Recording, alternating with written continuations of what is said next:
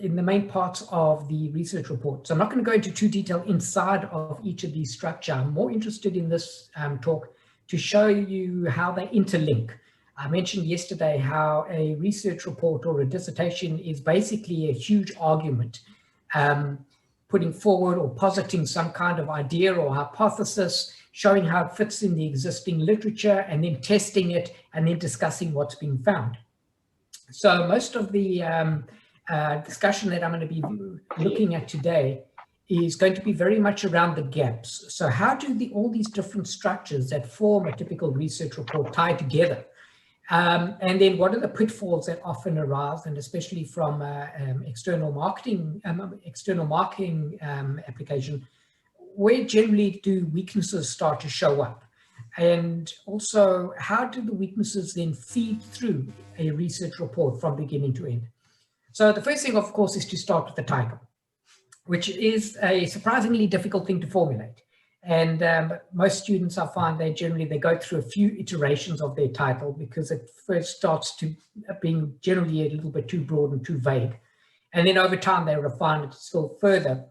And one of the, especially when it comes to the literature review, one of the things I always tell my students is, if you're not sure whether it belongs in the research report, ask yourself the question, can I tie it directly back to my title? If I can't tie it back to my title, chances are I've gone down a rabbit hole. So hopefully, within a relatively short amount of time, specifically after doing a lot of reading, the students will generally come up with a reasonable working title.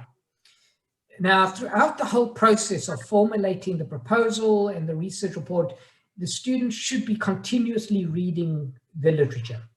That's an ongoing process. And even before they submit, I always tell my students, just double check to see during the course of the time, in the last few months that you've been writing your research report, just check that no new research has come out, because it's very common that you start the literature review pretty much at the earlier part of the year or the mid part of the year, but you only submit at the end of the year, and in that intervening few months, it's quite possible that some new research has come out, and that needs to then be included in your research report as well. So the first part of the research report is really around the introduction, which sets the scene for the research report. And this introductory section has to basically do two things. It needs to tie together some of the theories associated with the research, but also some of the context. So it has to give the real world problem associated with the research. And that's why it's slightly different to, for example, an MCOM dissertation that tends to not be as real world, or not need to be as real world applied focused compared to a research report. So the research report will set the context, or set the problem in context. And the context generally is usually going to be theory, ongoing arguments around theory, a real world problem that the world is experiencing that you believe you can contribute to. So that sets the scene in the introduction. That should then lead into the research questions. Now, it's only possible to really formulate proper research questions when you've done a lot of reading for the literature review, so that you've identified all the gaps that apply to the study that you're going to be doing. And since this is a quantitative research report that I'm focusing on now, you need to have read the empirical literature to determine what has been done empirically, what are the gaps between these empirical studies, how does it then feed through into the introduction, into the context, and from that then you can start formulating research questions.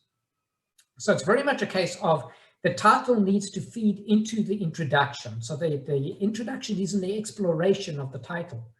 That then hones into exactly what it is that is associated with the title in a question framing. So what are the actual questions that you're looking to study? And these would naturally be, what is the primary question, or the most important question, which most often relates directly to the title? And then digging inside of that primary research question, what are the sub-questions that also interlink? So naturally, if you haven't done any reading and you're not familiar with the empirical literature, you're not going to be able to come up with both the theories that support your introduction and the context, and you're not going to be able to formulate proper research questions. So generally, that's what I find with empirical studies, everything revolves around the literature review. And that's actually the section I always advise students to start with first, because if they're familiar with the literature, then they can work backwards. They can get to the introduction and work towards the literature review, but then also later on, when it comes to the methodology and the data, they need to be familiar with what are the techniques that are most commonly applied and used in the research area in which they're hoping to conduct their research. So everything revolves around the literature review. Having done the research questions, you can then unpack what those research questions mean, and this then dictates the contribution that the research report is going to make. Now, naturally, of course, a research report is not going to make a major or need to make as major a contribution as, for example, an MCOM or a PhD. But it still needs to have some kind of contribution that it's going to come up with. It's practical, or it's going to be theoretical, or policy implications and so on, especially in quantitative style research. So the title then feeds through into the introduction. The introduction then feeds through into your research questions, and research questions are then used to frame what the contribution is going to be. That's pretty much, now you can think of that as pre-literature review component of the research report. Then you get your literature review. The worst kind of literature, the most boring kind of literature review to read is they did this, they found this, they did this, they found that, and it goes on and on and on and on. And all it is just a chronological review or list of all the journal articles that have been done over the last 10 or 20 years. Especially in quantitative studies, when I ask students to review the literature, first of all, they need to be very good at deciding on the actual structure of the literature review. So, for example, if they're doing a country-specific study, let's say they're studying something empirical in South Africa, generally what I would expect to see in the literature review is a funneling down. So what are the cross-country studies in the research area? What are developing country studies in the research area? Any studies done in Africa in the research area? And then funnel down, what are the South African studies? And all of these have to be interlinked. So all the key themes in each of these specific literature review blocks need to be unpacked. So what I typically get my students to do is, in each of these subsections that comprise the literature review, at the end of each subsection, they need to write around about 2 to 3 lines of what are the key themes that have emerged from that subsection, with the goal that at the end of the literature review, they can then take each of these sub-themes and these sub-conclusions and then build up a proper literature review conclusion that puts all of that together and shows how their research fits to that main literature review's conclusion. Once they've been able to do that, now they can really get to the nuts and bolts. So they've identified what the methodologies are in the literature and the common methods that are applied, and also what data is being used. So now they can therefore justify their own methodology and their own choice of data. So from the literature review, we're now working to the post-literature review sections.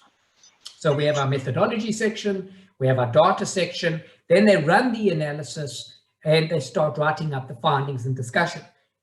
We mentioned yesterday in Noel's section, it's quite possible to have a separate findings and a separate discussion section. Personally, I like them to be integrated. I find it much easier to properly interrogate the actual findings, rather than just having a summation of the findings in the one section and then a discussion in the next. Very often I find students battle to pull the thread from the one chapter into the other. So I get the two to be integrated, especially for quantitative studies. And then, of course, now your findings need to speak to your research question within the context of the literature reviews. That's why I mentioned everything revolves around the literature review. If it's setting the scene in the pre-literature sections, or if it's discussing the results in relation to the literature in the post-literature review sections. Once you've got those findings, now you can very explicitly answer those research questions. So in terms of the actual tiebacks, the first few chapters of the research report, which comprise basically your title, your introduction, your research questions, and your contribution, you can kind of think of that as one block. That block then is tied together with your literature review and centers around the literature review. So that section, that pre-literature review section, has to identify what the gaps are that you're going to contribute to. And thereafter, once you've done the literature review section and you're moving on, so now your methodology, your data is basically how am I going to conduct this research? Once you've got the how, now you've got your solution part. So your research questions and is set in the context in the beginning, supported by a literature review, which also supports the methodology, and then you run your analysis. So now you found how and you found what. So what have you found? And then you discuss it. What is the solution to the research questions that you've raised right at the beginning? And that's why I say it's a very integrated document. Unfortunately, what tends to happen with a lot of students is they work on each of these individually. They typically don't start with the literature review. They'll take the real world they see around them, and they won't focus on academic writing. They just read newspapers and so on, and just common press, and that goes into the introduction without being supported by any theory. And this then sets the scene for very weak research questions that very, very often aren't empirically researchable. And if students do grapple with this when it comes to the early phases of their research report, of how to structure and write a proper research question that's empirically investigatable. Very often what they actually want to do is just something that can be done with descriptive statistics or correlations, and that's not suitable in a research report of sufficient depth. To do a proper quantitative research report requires proper quantitative methodologies. And that's why I mentioned yesterday, when you start supervising students in quantitative research reports, first just unpack how much background they have in quantitative analysis, just to be sure that they can actually unpack the methodologies they're going to be reading in the literature review, and it's not going to be literally Greek to them, but also they can extend their background in whatever quantitative methodologies they've experienced before into what they need to do now. If they can't get their head around the methodologies that they're reading about in the literature review, they're not going to be able to come up with proper empirical research questions, and they're not going to be able to conduct analyses that is both robust and valid, and therefore their findings are going to be invalid. And that sets the scene for a very poor research report. So very much in a quantitative research is very much around the quants. If a person doesn't have a background in quants, they shouldn't be doing a quantitative research report, unless that's what they want to learn. And as I mentioned yesterday, then in exchange for gaining that experience, you've got to give up having a high mark. So I mentioned before, the literature review feeds into pretty much every section in your research report. But there's also interlinkages. For example, the contribution and the research questions must also be integrated in both the findings and the conclusion section. Likewise, the literature review must show up in the methodology, the data, and so on. So generally what you find is a good quantitative research report does four things. The first thing is it sets up the problem in context. Then after setting up the problem in context, it identifies, well, what's the gap?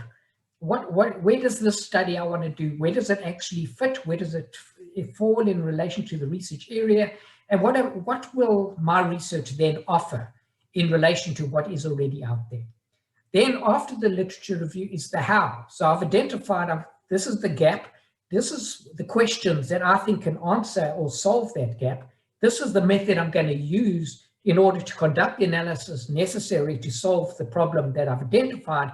And then after that come the findings. And now I start looking at, well, this is what I've found. Does it solve the problem that I've identified? Or what is it? What insights does it tell me about that problem that I've identified? In an ideal world and in a very good quantitative research report, the solutions will come from the findings. And therefore, in the conclusion, you can adequately and robustly answer those research questions. So as a result, it's a very holistic document. Now, if I go on to the next one, which is a qualitative layout. Now, many of you have more experience with qualitative research than I do, so you're welcome to chip in and with questions or comments as I'm going along. Now, qualitative is relatively similar. So you have the same sort of system and the same sort of functional layout. You have your title, you have your introduction, your research questions, and so on. But the difference is in focus. So whereas in a quantitative study, I'm being very pointed and very direct in what questions I want to unpack and where these empirical questions actually fall in the research area. Typically in qualitative research, it's more around paradigms and theories than it is empirical analyses for a particular outcome. So it's much more argumentative. It's one of the reasons I mentioned yesterday that qualitative research reports most commonly and generally are much longer than a quantitative research report. So the introduction, rather than being purely just a context and the problem in context, is phrased very much in the sphere of problem in theoretical context as well, to a much greater extent than a quantitative research report. So once again, the research questions that come out of these paradigms and these theories is then a framing around a particular aspect that's deemed to be problematic, either in application or in understanding around the paradigm that's being questioned. So once again, it's very much built on a very solid literature review. Now, the literature review now obviously is not so much focused on the empirics. The empirics supports the theory. It's very much a case of what's the paradigms, the theories, and the whole research area that this qualitative study is going to be positioned within. So once again, everything revolves around the literature review. That literature review is then going to focus back to the title, put the whole context together on a theoretical platform in your introduction. That's going to drive now research questions, hypotheses, whatever it may be, that's going to be used to unpack or explore the theories. And that, as an outcome, will give you a contribution. So the structure, therefore, is unlike in a quantitative study I mentioned before. You have pre-literature review, post-literature review. Post-literature review, typically in a quantitative study now, is going to be the methodology and the data supported by what you've discovered in your literature review. Very often a qualitative study doesn't work that way. The survey itself or the questioning itself is going to be using qualitative methodologies rather than empirics, which are generally less complex to apply compared to econometrics and so on. I'm pretty sure just as well I'm online, because otherwise if I was in the classroom, people would be throwing things at me by now for saying that. But be that as it may, what it means though is that unlike in a quantitative study, there isn't the direct link to the same extent between the literature review, the methodology, and the data. That's a lot weaker and much more explorative in a qualitative study compared to a quantitative study. A quantitative study typically is justification for the empirical methodology that's going to be used, justification for the data, what's anticipated to be an outcome of that data, what are the steps used to run those empirics, and how do you validate the empirical results. In a qualitative study, that doesn't really feature to the same extent. Yeah, there's validation and there's statistics around the validation and so on, and there's coding and sampling and all of that stuff. But it's much broader and much more explorative than you typically see in a quantitative study. However, having said that, the literature review still feeds all the way through to the findings. And once again, that is crucial. So the literature review pivots around at the beginning, and it also does pivot around in the end. But rather than being in the empirics and the methodology associated with the literature review, it's very much the paradigms, the theories, and the research area that is explored. And this, of course, then feeds through into the conclusion, and that should then justify, explain the outcome associated with whatever the research questions were posed in the beginning. So whereas a quantitative study is very much around an empirical question that can be explored using a methodology to come to a solution, a qualitative study is very much a case of, okay, well, this is the paradigm or the theory or the research area that my study fits in. These are the arguments and the theories relating to what I want to investigate. And so in order to discover what it is that I'm hoping to explore associated with this theory and this paradigm, I'm going to use this methodology and this sample or this subsample or population, whatever it may be, as a means of validating the outcome associated with that theory. So I either find in favor, or don't find in favor, I find an extension to what I was hoping to find, whatever it may be. But it then gives you the opportunity in the findings section to really start playing around with what you found in relation to theory to a far greater extent than one typically sees in a quantitative analysis. Quantitative analysis, very often you get the results, and it might be related to a certain extent towards established theories, but it's not to the same ideological unpacking as you typically find in a qualitative study. So the qualitative study is very much around paradigm, theory, sampling, and then validation associated with the findings and the conclusions. If we go on now still further to the other form of a common research report, which is increasingly becoming more popular, and that is around case studies. Now, unfortunately, what I do see when I do examinations is a lot of students are choosing to do a case study because they think it's easy. And writing a good case study is incredibly difficult, which is one of the reasons why so few people are able to produce a good one. And part of the difficulty associated with writing a good case study is it has to provide a very realistic and lived experience of a company. So as a result, the student needs to spend a great deal of time looking both at qualitative and quantitative data. So it's not a mixed method approach, but they do need to have a good understanding associated with the information that they're going to be both absorbing to produce the case, but also they need to understand it well enough to be able to put it in a format that can be conveyed in a case methodology so somebody can then use it once the case has been produced. So as a result, they need to be very clear about what is the situation that they actually want to focus on in the case. What is the uncertainty? What is the information that's missing? What is the information that they got? And then how do they present that information in such a way that the reader will understand both what's missing and therefore formulate an answer, but also use the information that's been presented to solve the case. At the same time, the actual format and structure and development of that case needs to be an application of theory. So once again, it's not just this is what happened and this is the things that we put together, then these are the financial statements. What do you think should happen?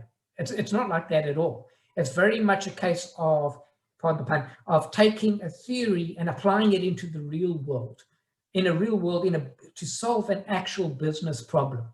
So as a result, just like the early stages of a quantitative and qualitative research report, a great deal of time must be spent doing a lot of reading. And in the case of a case study, they need to be au fait not only with the literature that's going to shape the case, they also need to be able to understand the literature that's associated with the case from the company itself. So it's a very difficult thing to do properly because now you've got a lot of information that you both have to absorb, you have to synthesize, you need to present it in a proper format, and then you've got to understand what it is you want to do with that information as well. So the whole key point, and it ties back both to qualitative and quantitative studies, there's a similar skill that we expect of the MBA students in all cases when they come to produce their research report, and that is being able to ask the right question. That's one of the hardest things to do in a research report. And very often I find, even in quantitative studies, they'll have a main question and maybe one sub-question. The other sub-questions only come much later when they're further down the line towards the end of the literature review. Very often, even in proposal stage, those research questions get chucked out, but they're junk. There's nothing you could do with them because they haven't yet read enough and started experimenting with the information enough to actually start formulating proper questions. So if you look at, like, for example, a teaching case, the first thing is, well, what's the issue? That first of all, it needs to be of interest. It can't just be some very localized, very company-specific issue. Because as I mentioned yesterday, if that's the case, you're starting to tread into the very difficult territory. Or are you producing a case, or are you doing a consulting assignment? They're two very different things. So you've got to identify what's of interest to whoever's going to read the case about this organization and about this problem. Then, of course, you've got to have approval from the company to actually go ahead and go inside that company because you're going to be getting a lot of information from the company. So how's this case going to be used? Is it a teaching case? What do you want to do with it? And then also, who would use the case? At what level are you pitching this case? Is it for MBAs? Is it for other courses? What is it for? So how's it going to be used in the class? What's the design of it? Is it interactive? Isn't it interactive? Is it going to have a solution? Is it not going to have a solution? Did the company itself actually come up with a solution, and do you want to include that as well? So how's the whole thing going to function? And then what theory are you hoping to unpack using this case, because the case is very much, it's a tool. So if it's a tool, then well, what is it being used for? And very often, as I mentioned before, if a student hasn't spent enough time reading the literature and they focus too much on the actual company, then it starts to read like a consulting assignment because it's not grounded in theory. So within the typical research report structure, what one generally sees is very similar to the other research reports. So you have your introduction, you have your context, your research themes, your theories, the whole data aspect associated with what are you using, where does it come from, what are you hoping to achieve, and so on.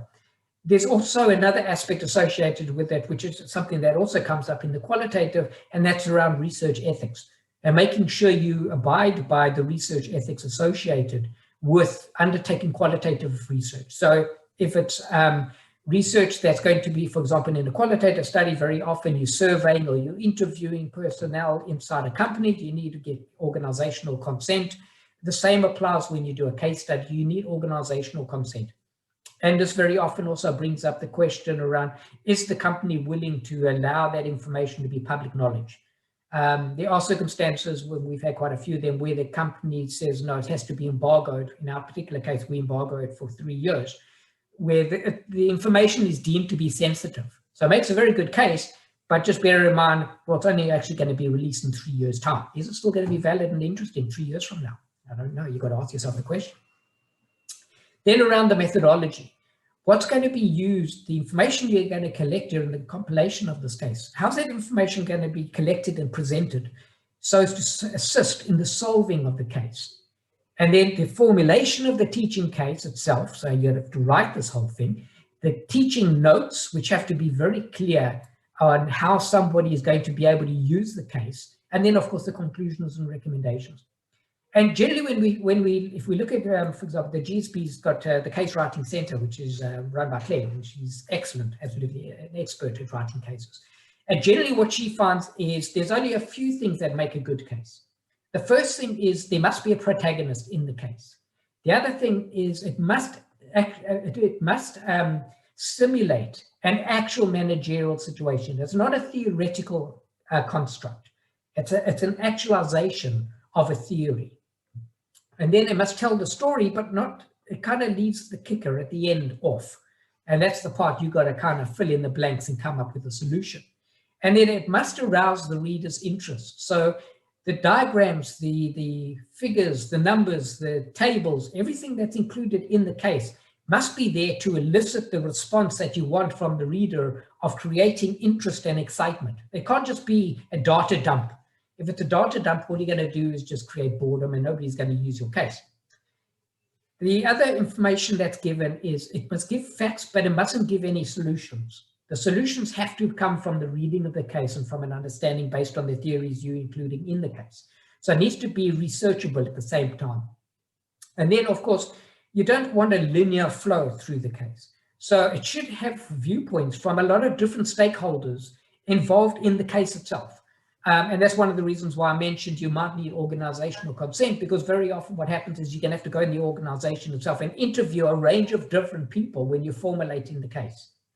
So this then means that from a supervision point of view, you need to tie together all this strands at the same time as being able to write something that is grounded in theory, is a real world application of theory, contains the right amount of information presented in such a way that it's both usable and interesting.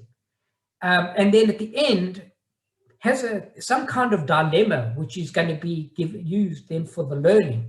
And you actually have to provide a solution in most cases as well that can be used for the teaching in the form of a teaching case. Of course, that depends unless you're doing a research case, of course. So the main differences, or at least the two main ones that we get at the GSB, maybe at the other business schools, there might be more, but the two main ones that we get at the GSB are really the teaching case and the research case. And the teaching case is really around an analysis and decision making. And so we use teaching cases and the typical case study methodologies as a means of eliciting discussion. So in that way, then we start to formulate and we start to train and develop the student's ability for problem solving, realistically evaluate the recommendations that they're making.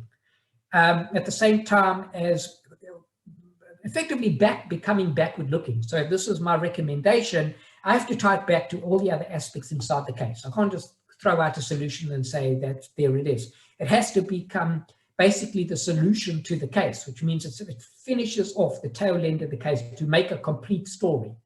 And then also, of course, it must have this whole protagonist and dilemma and solution. And the solution is really going to become from both an understanding of theory and then also the unpacking of the real world situation and the real world possibilities. The research case, though, provides solutions and is generally more illustrative. So it's much more comprehensive. It's on a much bigger scale than a teaching case, which is typically very focused on a particular problem. And unlike a teaching case, it tells the big picture story. And in some of them, for example, some of the cases I use on the subjects that I teach, they literally are cross-country cases. So you couldn't really do that in a teaching case on a bunch of companies. You can, but it gets very difficult and very messy at times. And it becomes very difficult to write it, and let alone supervise it.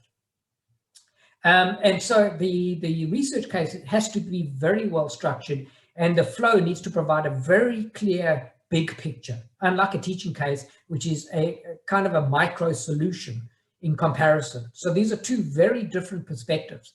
And when you're supervising a student who wants to write a case, you've got to be very clear about which one they're doing, because they have two vastly different structures, two vastly different audiences, vastly different uses.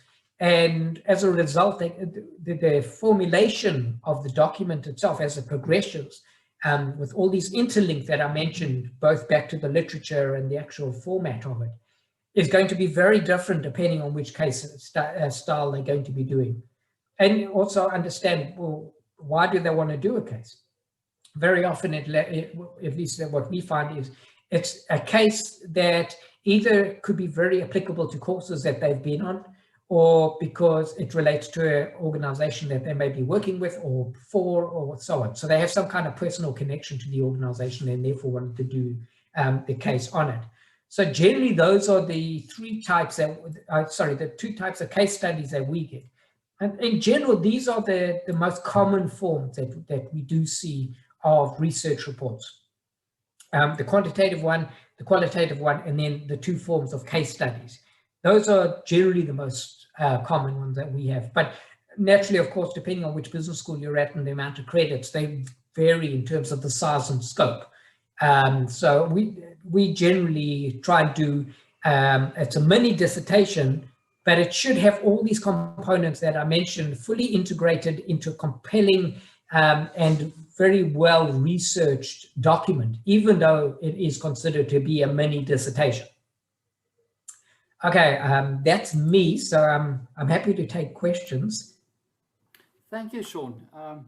There's only one question here from Noel. It's asking, how would a teaching case differ from a qualitative study that uses the case study research method?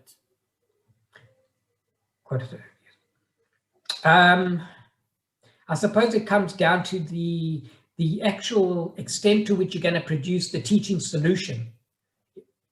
Are you going to produce a teaching solution or not? Otherwise, then they might have a very similar structure. But then also the qualitative study might not have a protagonist.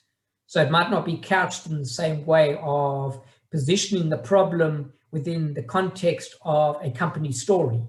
It would rather be focused on the theories and everything else, just like you would have in the teaching case, but there isn't the protagonist, there isn't the personalities directly involved to the same extent. So it's really around the framing of the problem that would be slightly different, as well as the potential teaching notes that you would include for the teaching case.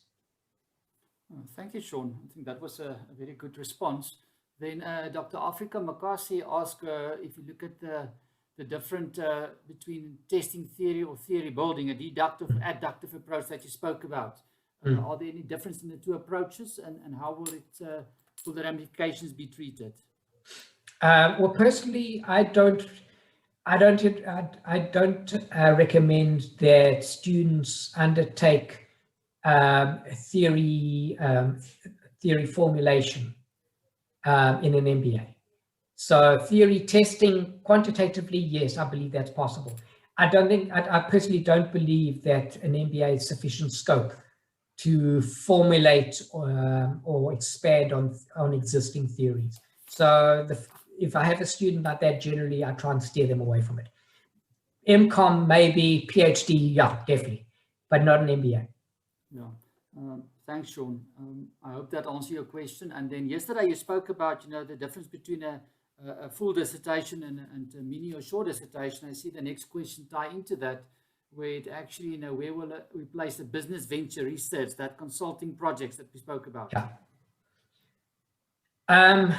Yeah, that's a difficult one because of the changing structure of the MBA qualifications itself. At the moment, the MBA, depending on what kind of structure it has to have a research report formulation in it. So the consulting side of it is kept separate. And in theory, they should interlink, because if you can write a very good research report, then you can write a very good consulting report. So the one does tie to the other, but they are kept separate in mainly because of the way that the MBA is structured. But they do interlink. Yeah. Yeah, no, that's a very valid point. And then I see Prof Clayton Williams is here again asking a very pertinent question. Are we oversimplifying when we say that the generalizable commonality between the different types is that we are looking to make a testable prediction based on the theory and the research methods, regardless of the approach, or to test the prediction maybe on the theory? Yeah, that is in this context, it is a necessary generalization. I would agree with you. And then Dr. Leanne asked, are there a good source that you can refer us to then also give forward to the students and say, go and read that? Thornhill et al., that's a recommendation. Any input from your side, maybe? Yes, there is a good book. I just offhand, I can't think of the title of it. I'll have to look, I'll Google it, and then I'll put it in the chat. There is a book that I recommend to my students when they battle with writing a research report.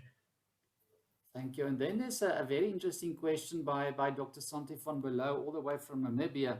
We always say these reports must have an impact, must move the needle.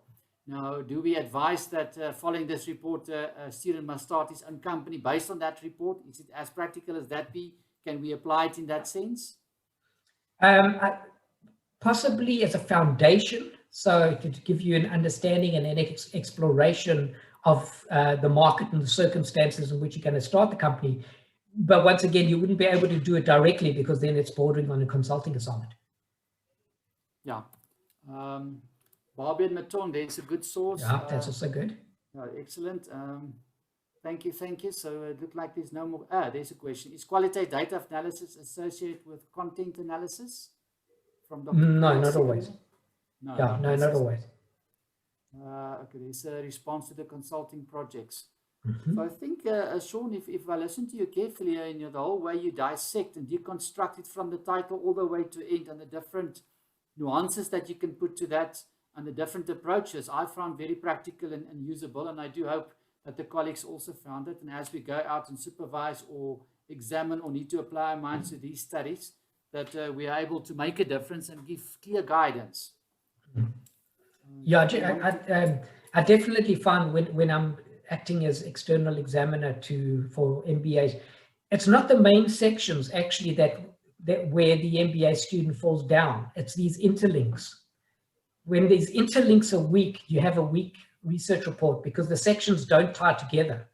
And then it becomes a very disjointed document, and it lacks the coherent logic that a good rational argument should have.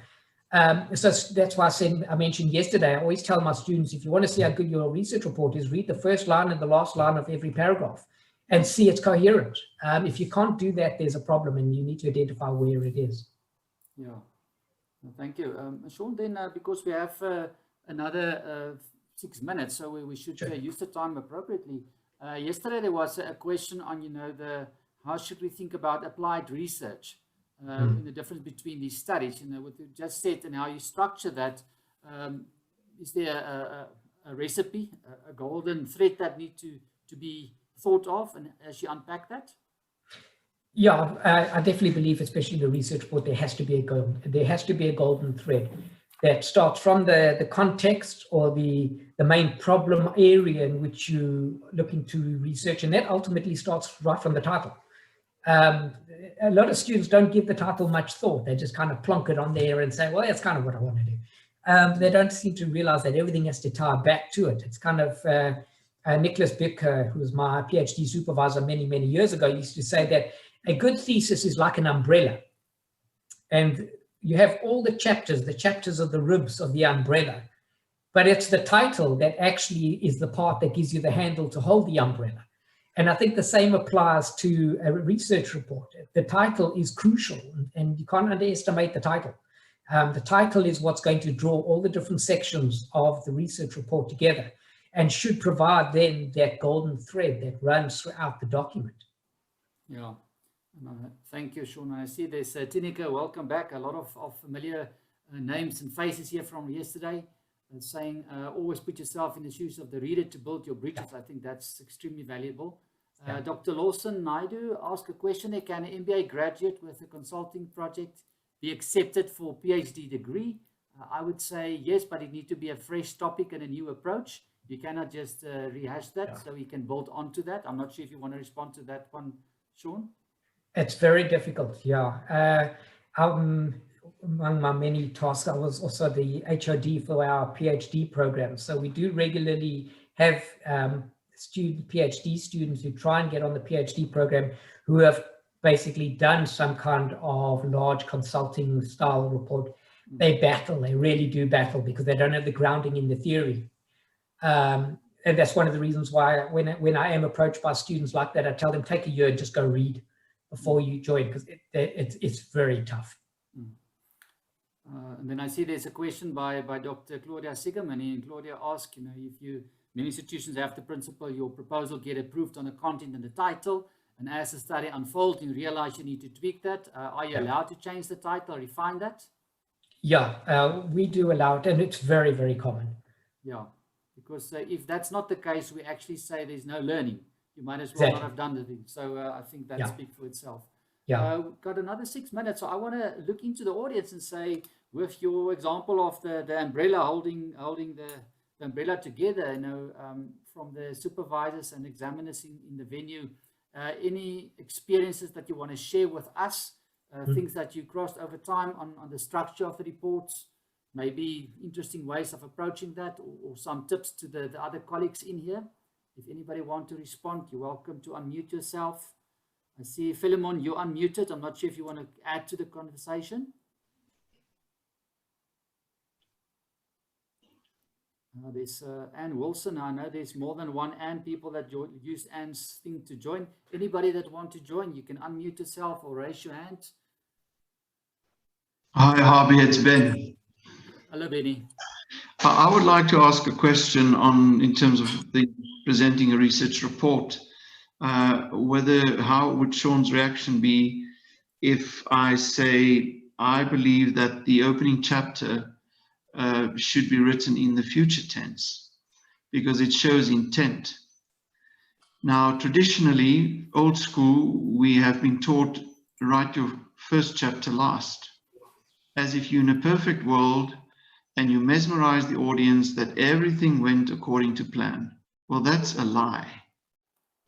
So I'd like to have your view, because I often have examiners even, not getting it and requesting that the first chapter must actually be written in the past tense, as if it happened so beautifully. Any views on that? Yeah, I'm quite okay with both. When I'm externally examining, I don't mind that at all, because it makes logical sense to me that you would do so. So yeah, I don't have a problem with that at all. To me, it makes logical sense. And a lot of times also I try and get the students to, at least in footnotes or wherever it may be, if they did encounter serious trouble in the duration of writing, particularly the empirical analyses and so on, if it has some kind of insight or it has some kind of interest, I ask them to either put it in as a footnote or change it in such a way so you can include it at the end as a recommendation for future studies, as a way of unpacking something that came up from it. But I don't think a good research report should be presented as if it was this kind of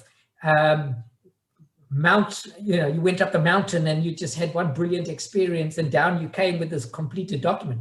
I like a research report to contain some of that messiness that invariably occurs when you're running these analyses. Thank you, Sean. I think, we don't have all the wisdom as we start, but, we must allow the discovery process and the research process to unfold. And in that, if I listen to you, you confirm we should not follow a recipe. You must actually, say what needs to be said. So, Prof. Anderson, does that answer your question? Yeah, thanks for that. It also relates to a matter that often we propose a certain, we anticipate a certain design, and alongside with that, appropriate methodology. But if you go into the field, and business is, in that sense, an unknown reality, often your estimates or estimations of the reality is different. So that may also imply that what I've anticipated in chapter 1 did not materialize in chapter 3 or 4. And I am of the belief, how prepared are we to accept that change in direction if necessary for the student to be true in what really happened, as opposed to say, well, I actually wanted to do A and I actually did A, because that is a false view of reality.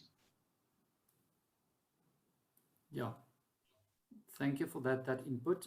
Prof. Naidu, I see you posted a comment, but your hand is raised, so you're welcome to pose your question or make your comment. Just unmute yourself. Sorry. Just wanted to check. I know I put a comment, but I thought maybe it's better if I do it in person. Ain't we in some way, by the answers that we are giving, scaring people away? Because how do we tie this into what the government wants? The government wants more people with doctorate degrees. And from the answers I get, I'm receiving or tend to get from these forums like this, not necessarily everything in this forum, that we want to belong to an old boys club, that we want to make this a secluded group of people that have doctorates and professors out there.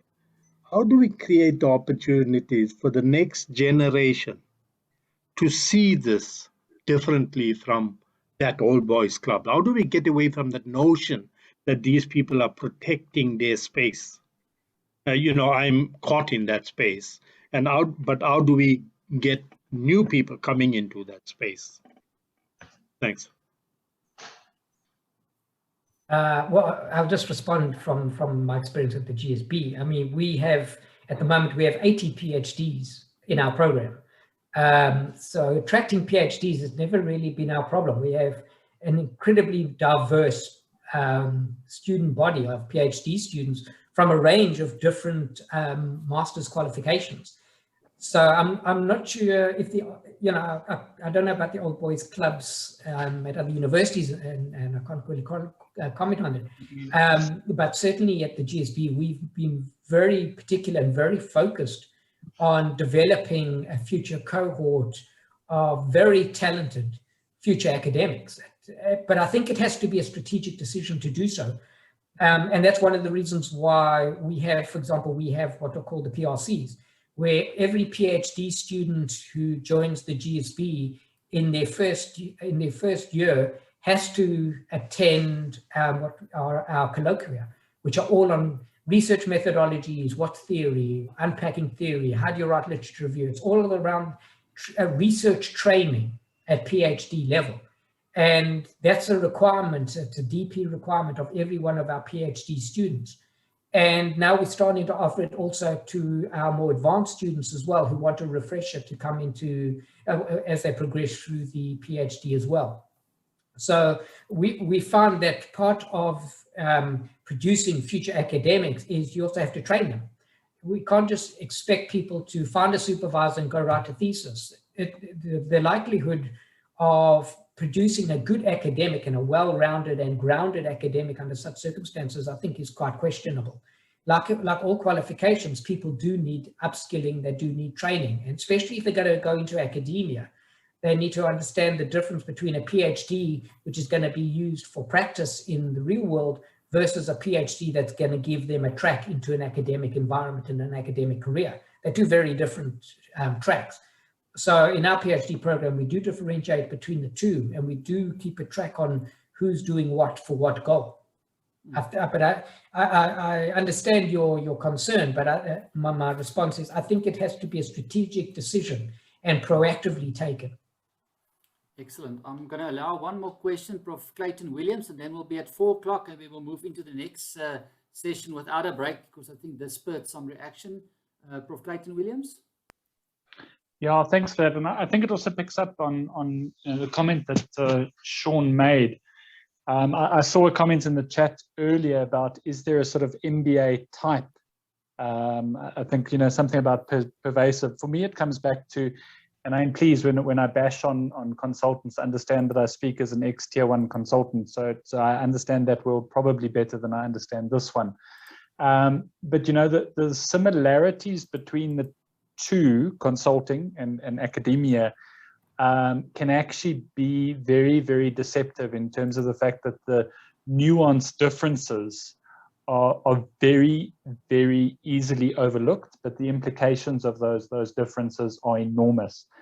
So coming back to the typical MBA profile, you coming from a course that is very, very orientated towards practitioners, towards solving business problems, towards coming up with the right answer. And I mean, any scientist / academic should immediately become uncomfortable with the coming up with the right answer approach. But that's the bias, right? Is you very solution orientated, and even using the McKinsey so-called hypothesis-driven approach, you are indoctrinated to, and again, this should make everyone on the call uncomfortable, iterate your hypothesis, right?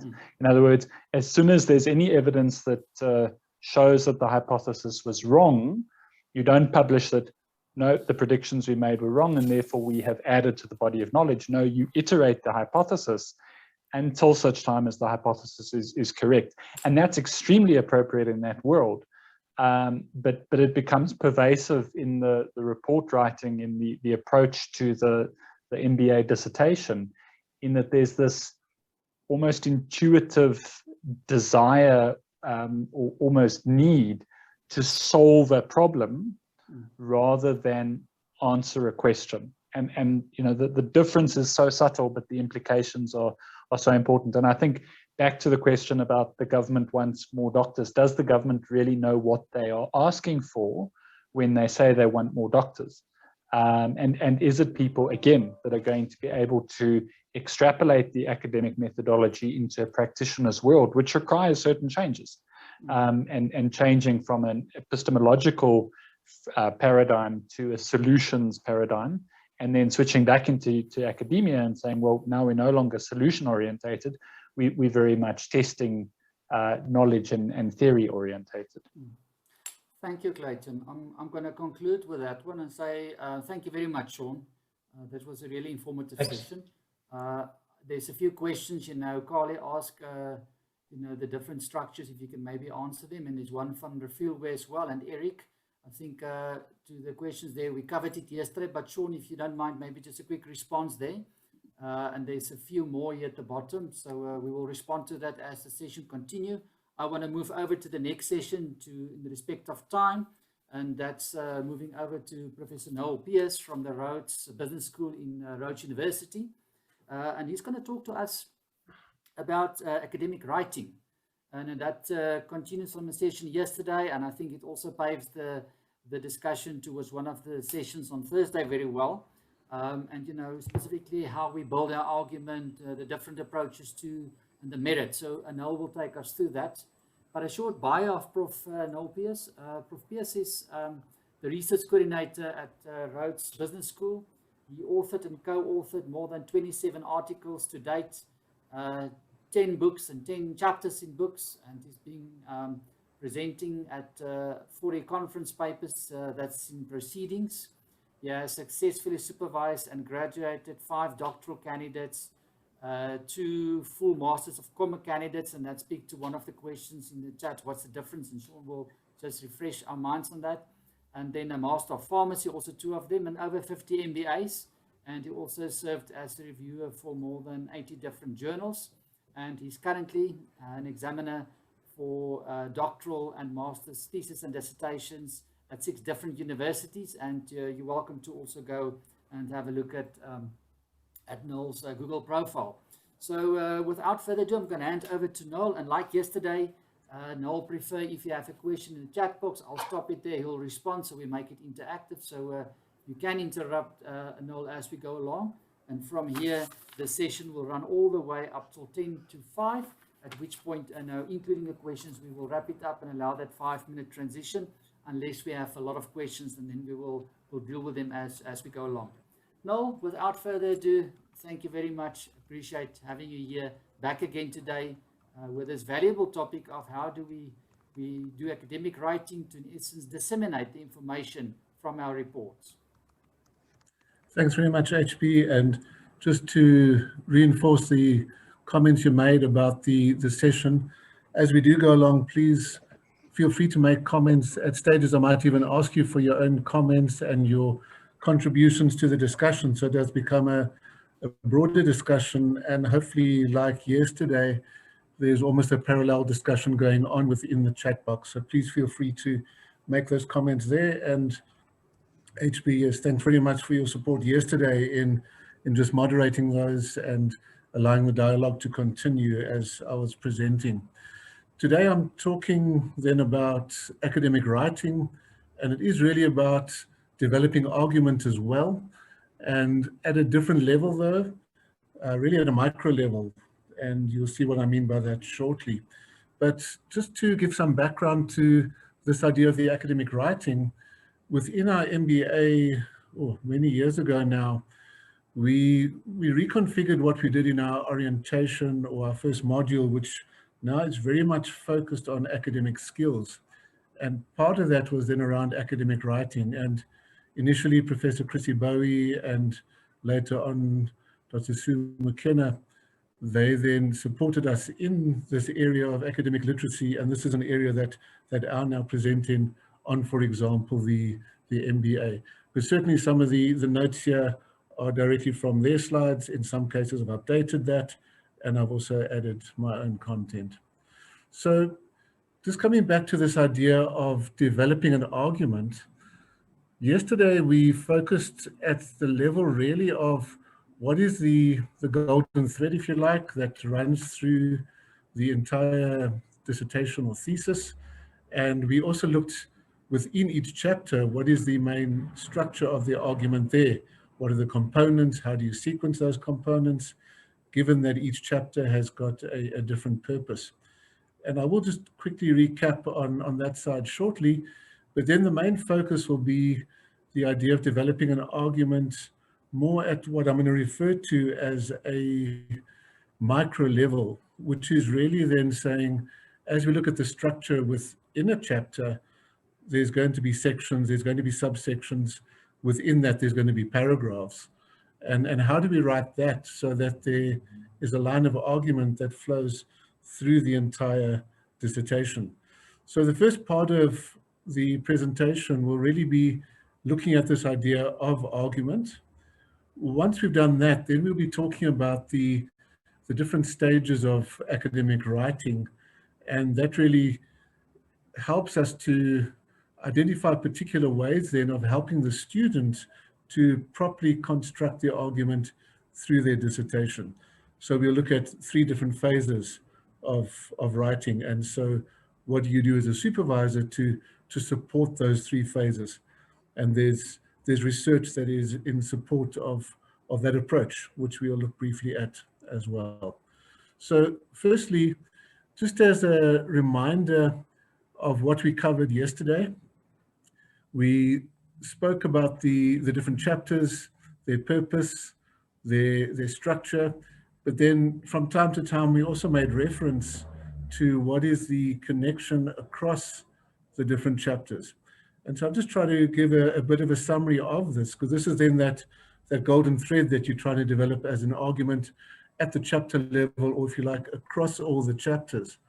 So within the introduction, we spoke about answering the questions of what you're going to research, why you're going to research that, and how you're going to research that.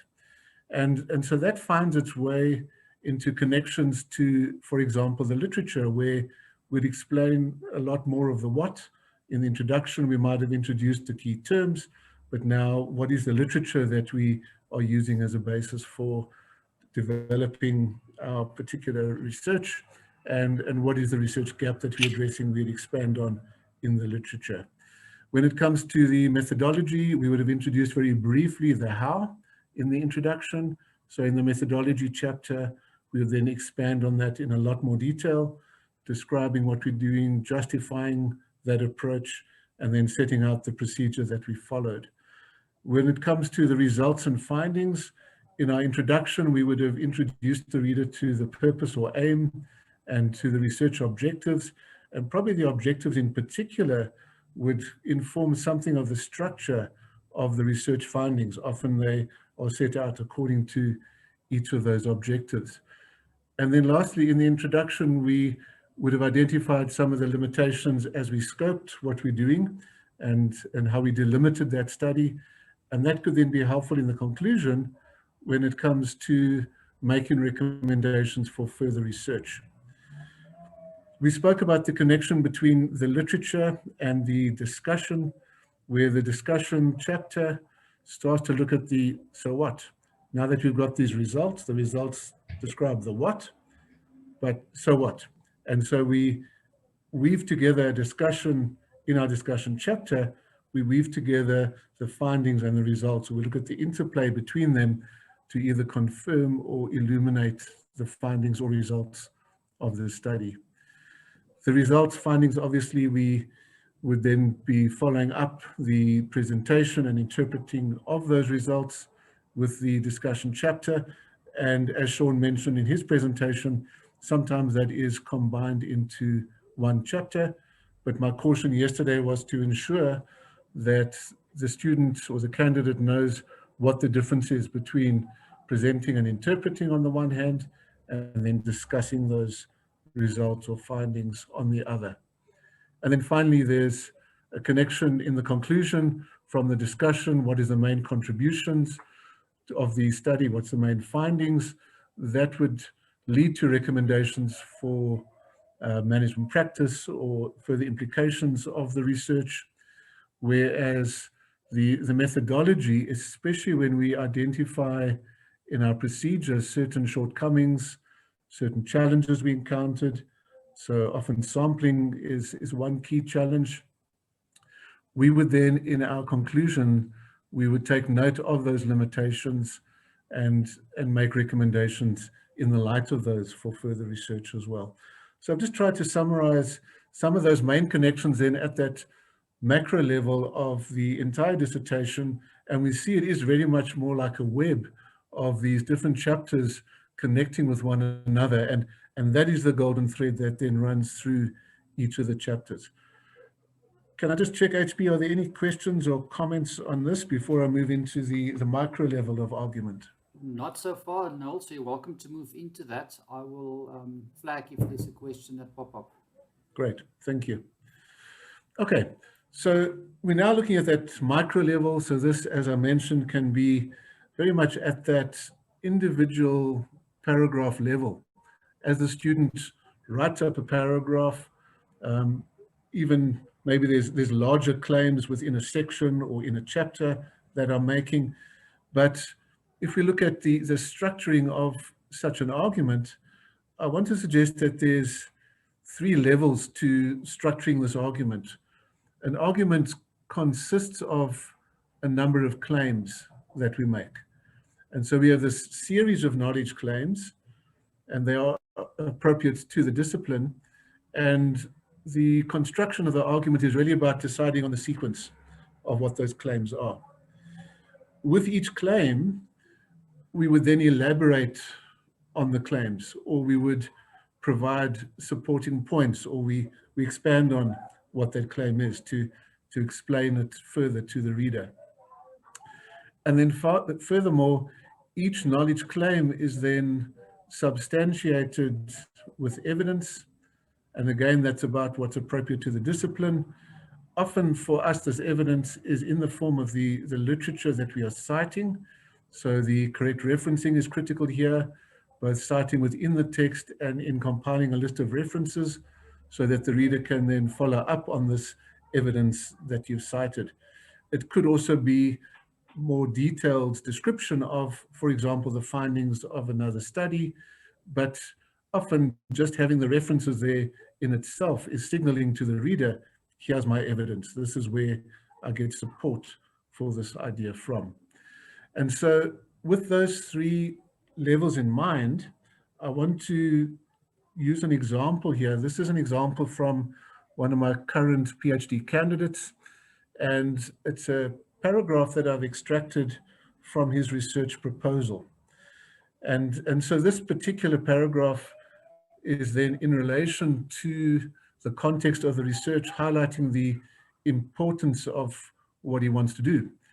And so he says, as one of the largest economic contributors in South Africa, the automotive industry makes an important contribution to the country's economy. In 2018, the industry produced over 600,000 vehicles, of which about 60% was exported. And it's the third largest industry in the South African economy, with an economic impact of 7.7% of GDP and employed about 465,000 workers. Looking beyond the economic contribution, the industry is committed to the upliftment of communities in which they operate through corporate social investment initiatives. In 2018, the 7 OEMs contributed 4% of the total corporate social investment expenditure in South Africa. So this is often what we're going to be reading as we read paragraph by paragraph. But what I want to show you now is if we color code that, we can start to see how in this particular paragraph, there is a main claim that's being made. And that claim is that this industry is an important contribution to the country's economy. And you might recall that one of the things you're saying or describing in the introduction is to describe to the reader why this study is worth doing or the importance of the study. So this kind of paragraph would be about that context, but it's not just presenting the context, it's making an important point about this is an important study to do. This industry is worth looking at or worth researching. And so in red is that claim, this is an important industry, it contributes to our economy. In blue, you then see the supporting statements, the elaboration of that claim. It's important in terms of exports. It's important in terms of its contribution to the economy as a whole. It's important in terms of employment, and it's important in terms of upliftment of communities. And then what I've added to in green are then the particular points of evidence in support of that. And so the references themselves, you could then read through what Black, what Jordan et al. Have to say, and you'd find the supporting evidence for these kind of statements or these claims that are being made. In addition, there are facts and figures or statistics that give further credence to those particular points of elaboration. So just to recap that, and then we can just pause and talk about that level of arguing. The claim then is a statement on the primary argument that you're making, and you're developing an argument through the sequencing of a series of claims that you arrange logically to develop your argument. You then have supporting points, and then you have the evidence to back it up. Should we pause there, HB, for any comments on this? Yes, Noel. There's a question by Dr. Mark Marais. When So when will the GDP be relegated to history? Sorry, I missed the comment. There's just somebody. What about relegated to history? When will the GDP be relegated to history in that little statement that you provided to us?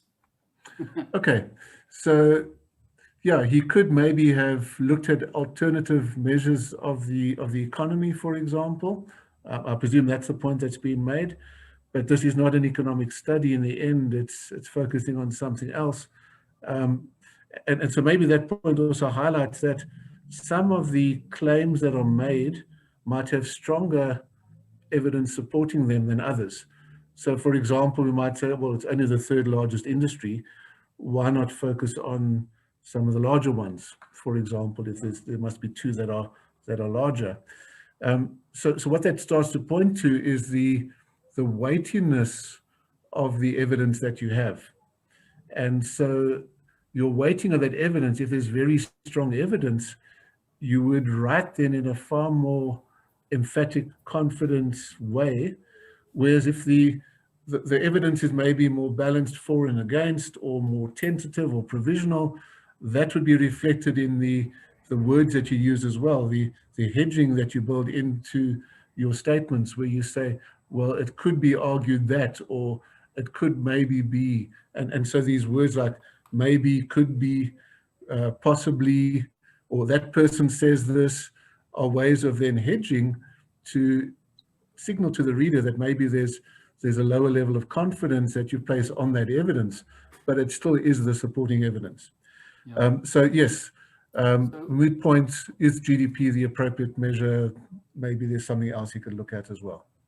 Yeah, I think that's a valid point. So Noel, just a response from my side as well. I think the argument builds logically onto each other here, but I haven't looked at the sources and not familiar with them. But maybe Black 2001 and Jordan are quoting old research. So Sure. should we not look at the current research and see 4 years ago if there's not a current report from NAMSA or one of those institutions that just give the current context, because this might be a student that started many years ago and are still struggling to get to the end of the study. Yeah, so also an important point there, thanks HB, that we do need to then look at not only who is being cited here, but we would then look at, yes, what you pointed out is the year of the particular source on the one hand. So is Black 2001 necessarily the best source to use? But then also we would be able to look at the reference itself in the list of references. And this is why I highlighted the importance of giving that to the reader, where the reader too then can have a look at, well, what type of source is this? What is the quality or credibility of this source? And so does that provide me with some comfort or confidence in the claims that are being made here as well? Yeah, thank you, Noel. And I see there's a comment by Prof Clayton Williams say, I tend to insist on almost sentence by sentence, is that too pedantic? But I think, at this level, one needs to look at what's the meaning in the word and really build the argument. And I think that's the point you try and labor and emphasize here. Yeah, and I think what we're trying to do is say, within a paragraph that you write, there is one claim that you're trying to make. And so as you make that claim, you're going to be elaborating on expanding on that, and then you're going to move on to another claim. And so you start to sequence these different claims and ultimately build up then to a bigger argument that is in that section, that is in that chapter, that then contributes ultimately to the argument across the entire dissertational thesis. So this is looking at that micro level. And I think it was Sean that made a point yesterday in his presentation. If you were to read, say, the opening and closing sentences of each paragraph of a thesis, if it's been well written, you'd have a very good sense of what is in that thesis, because it's often the opening and closing that would indicate what the main point is that's been made in that particular paragraph. And so that might be another shortcut to helping students with reading as well. It's one of the tasks we give them in the research module is have a look at a thesis and read it in this manner. Read the paragraph in detail and read the first and last sentence of every paragraph and only that, and then do a summary of that. Thank you, Okay. Noel. Okay. Can I move on from there? Yes. Okay, thank you. Okay, so what I've tried to do so far is say that within your dissertation or thesis, at the macro level, if we look at across the entire dissertation, at the chapter level, at the section level, and even down to the paragraph level, we are concerned about argument and about then as supervisors guiding students to create and to generate a line of argument and to have that golden thread that runs throughout that. And often when we don't see it, we would give feedback with comments like, how is this relevant? I'm not following your line of arguments. Have a look at the flow of argument here. Why is this here? Why is this not put somewhere else? And so this, I think, is quite an important skill for students to develop. And I think is really one of the key areas that supervisors are guiding is helping the candidate to structure their argument. And so if we look at the literature or this research that's been done on the practice of writing, what we often think of as common sense views on writing is that the writing is really about the spelling, the grammar, the punctuation, that writing in a second language is maybe the problem in some instances. And if you can speak, well, then you should be able to write. Whereas in fact, the research shows that is not what makes for good writing. That in fact, writing is a very different mode of communication to speaking, for example, where you have someone you're speaking to that would give you some sort of feedback directly. And so you have a context for that conversation, for that dialogue to take place. When it comes to your writing, you have to create that kind of context for the reader. And so that's just one way in which it is different. And so when it comes into academic writing, what we find is that people don't first learn and then write what they've learned. Rather, they learn by their writing. And so it's this process of writing and writing more and drafting and redrafting that actually the learning takes place through the writing process. So sometimes students, when it comes to assignments, they'll say, I've done all the reading I just have to write it up. And when they sit down to write it, they can't. They thought they knew what they wanted to say, but it's only as they start to write that they then start to learn what it is that they want to say. And so with that in mind, what we encourage students to do is to start writing sooner rather than later. But over and above that, we want to do that in a phased approach. And I want to talk through those 3 phases. Before I go to the phases, any comments, HB? I see there are some things in the chat there. I'm not sure what they're saying there. No, there was a question by Decent, but Claudia answered that. Thank you for that, Claudia. Carly got an interesting question. How relevant is the voice of the student in making a claim? This voice that you speak about now.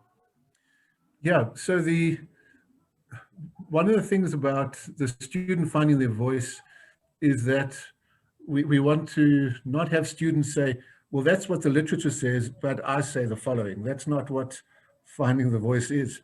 I think in this context of what we're talking about today, the student's voice is in constructing a unique argument.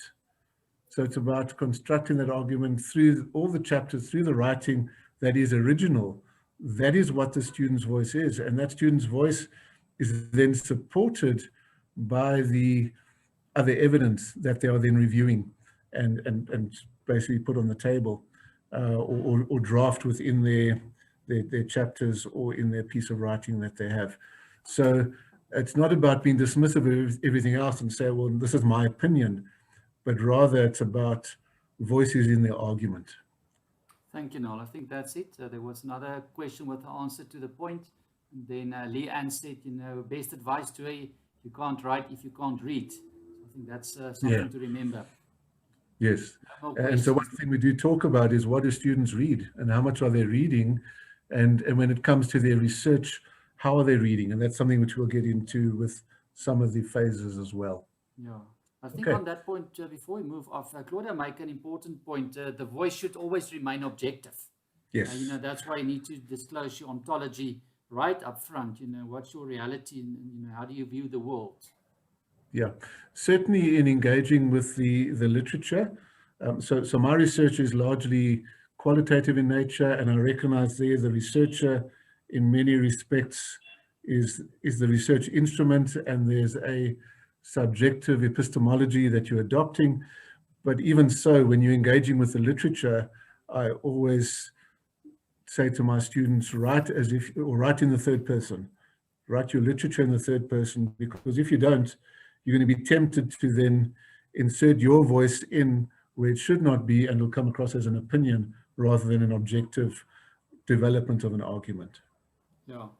No, thank you. And then just to answer Wayne, in terms of qualitative research, because you're in exploratory mode, you have a different point of departure, because you follow a different abductive approach in that one. So hence, it's the flip side to it almost to a large extent. Okay.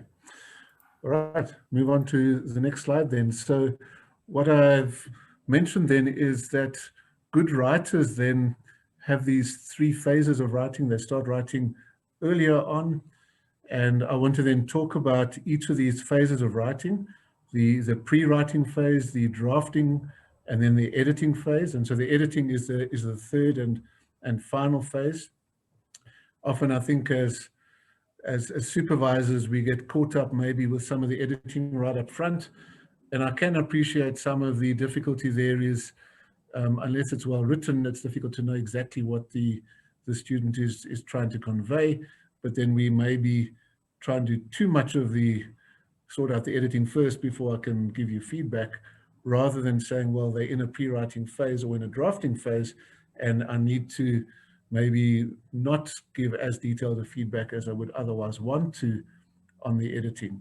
So we want to talk about these three phases and what is required of the student in each of those phases, and then we can talk about what that means for us as supervisors as we then are assisting students with their research. How do we assist them in the pre-writing is different to in the drafting, is different to in the editing. And I'll talk about some of the tools and techniques that go with that, and certainly would encourage other ideas that anyone does have on that. So just in terms of pre-writing, one of the key factors or characteristics about pre-writing is that we are asking students primarily to write for themselves first. And so in a way, this is about them trying to find their voice or trying to figure out what is it you want to say. And I think both Sean today and Krista also yesterday spoke about the research problem and the difficulty that students encounter of trying to figure out what is the research problem that they want to address, and how they're going to tackle that particular research problem. And so they need space to try and conceptualize this. They need space to develop their argument, and that in itself is quite demanding cognitively. And so we don't want them to be also concerned with additional matters such as the editing, the grammar, the spelling, and so forth. So there's particular tools and techniques we'll look at just now that facilitate the student finding their voice or figuring out what it is that they want to say.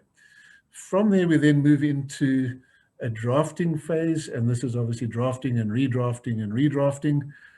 And so they move now into writing for others, but it's only really when they got some clarity for themselves what it is they want to say. But of course, bearing in mind that we learn through this drafting and redrafting, and what it is we want to say might become far more clearer with the writing as well. But when we do that drafting, we are now no longer just writing for ourselves. We are writing with a potential reader in mind. And yes, it would be the examiner ultimately, but at this moment, it'll also be your supervisor. And you almost want to anticipate what it is that the supervisor would be saying to you, or what questions they would ask you if they were in the room with you and you were having a conversation with them.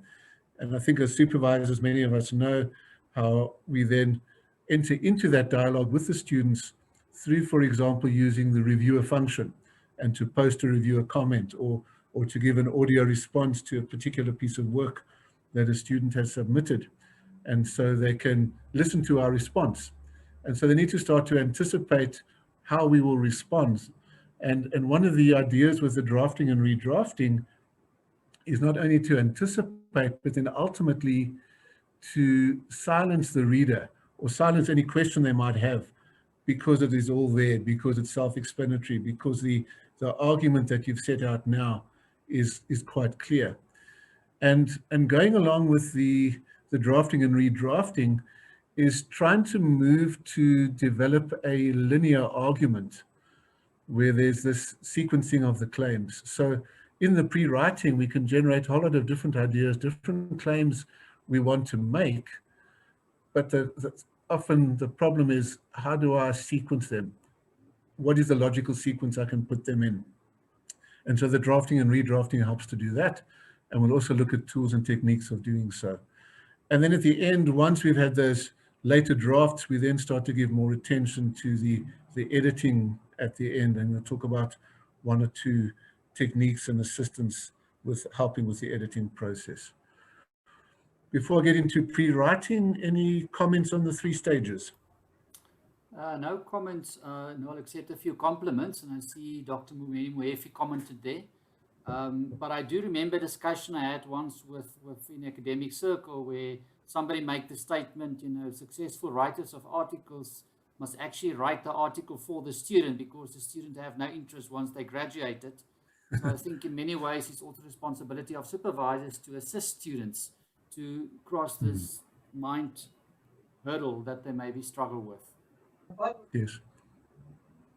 And I think also HB, just looking again at that drafting process, it's, I think, quite important to have in mind who the reader is, and to recognize this, it is your supervisor and then the examiners, but that those supervisors and examiners are experts in that field.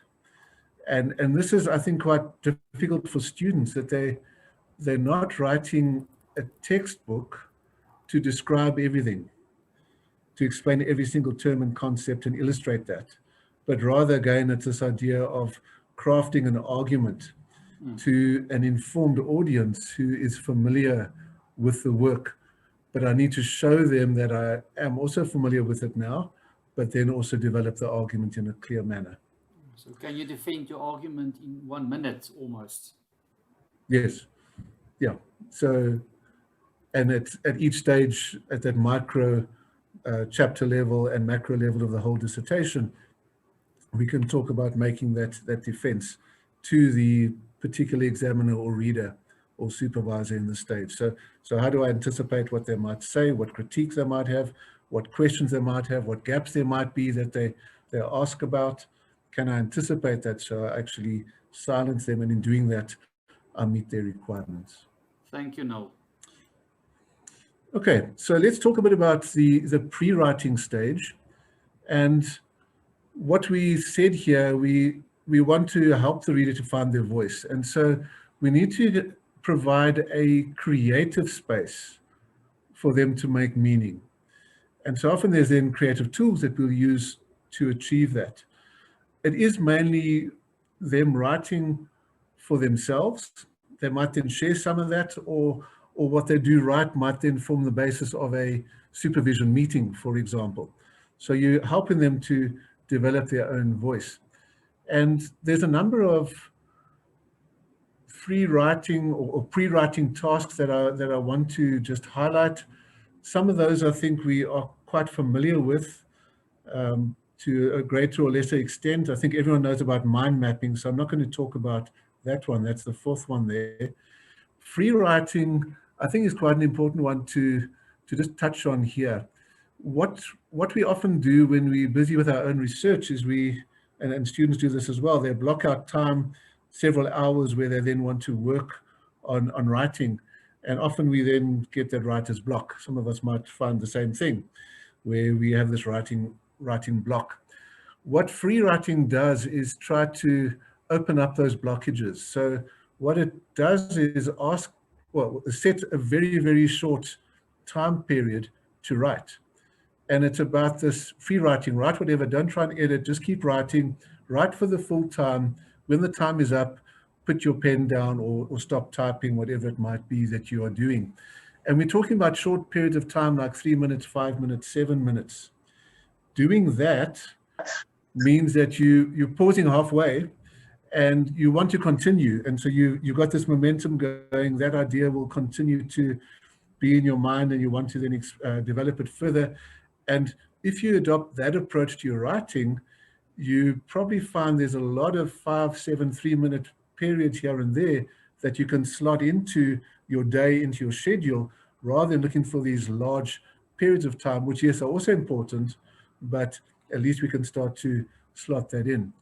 The Pomodoros is something that is being used increasingly for writing retreats, where you're giving people devoted time, uninterrupted time, and structured in a particular way. I've given a link to the Pomodoros approach.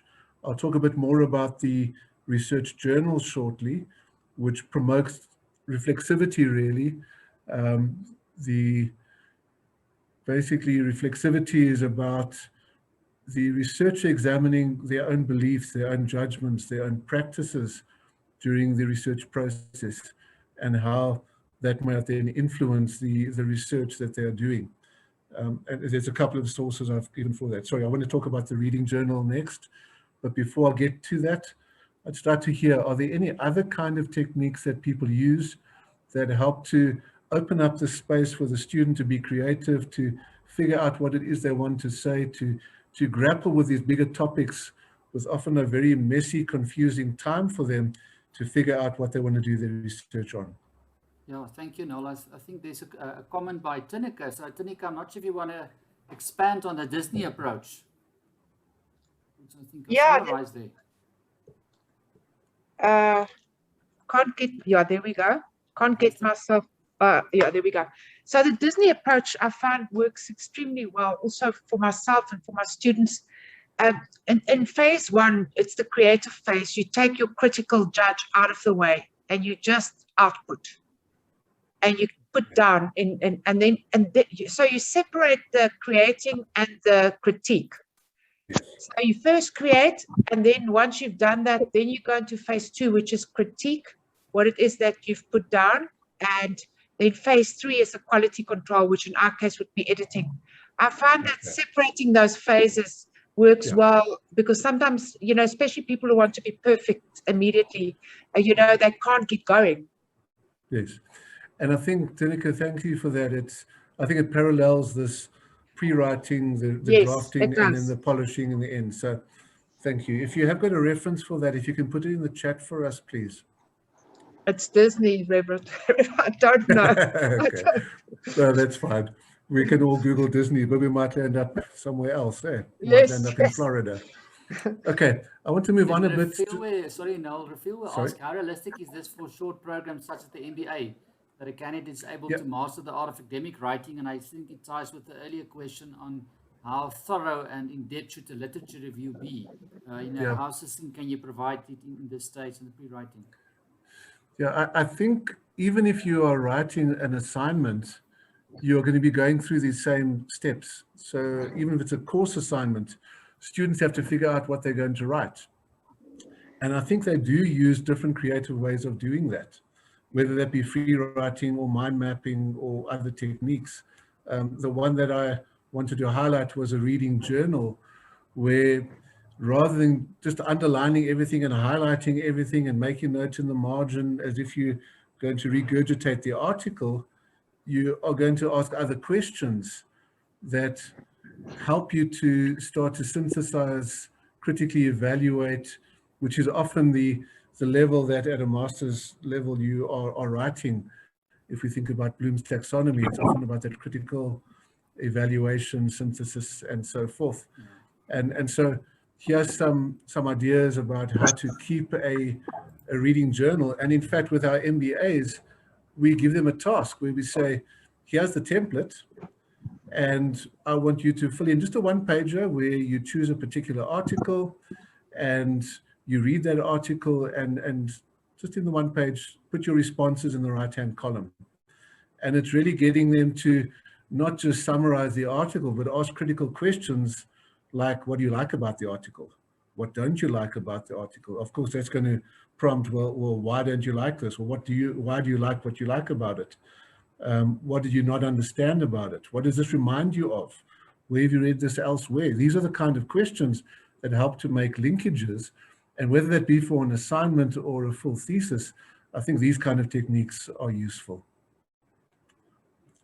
Okay. Very valuable. Carry Noel. I see there's many comments, but it's just contributing to discussion in the chat, so you're welcome to continue. We Great. have about 9 minutes left. Yeah.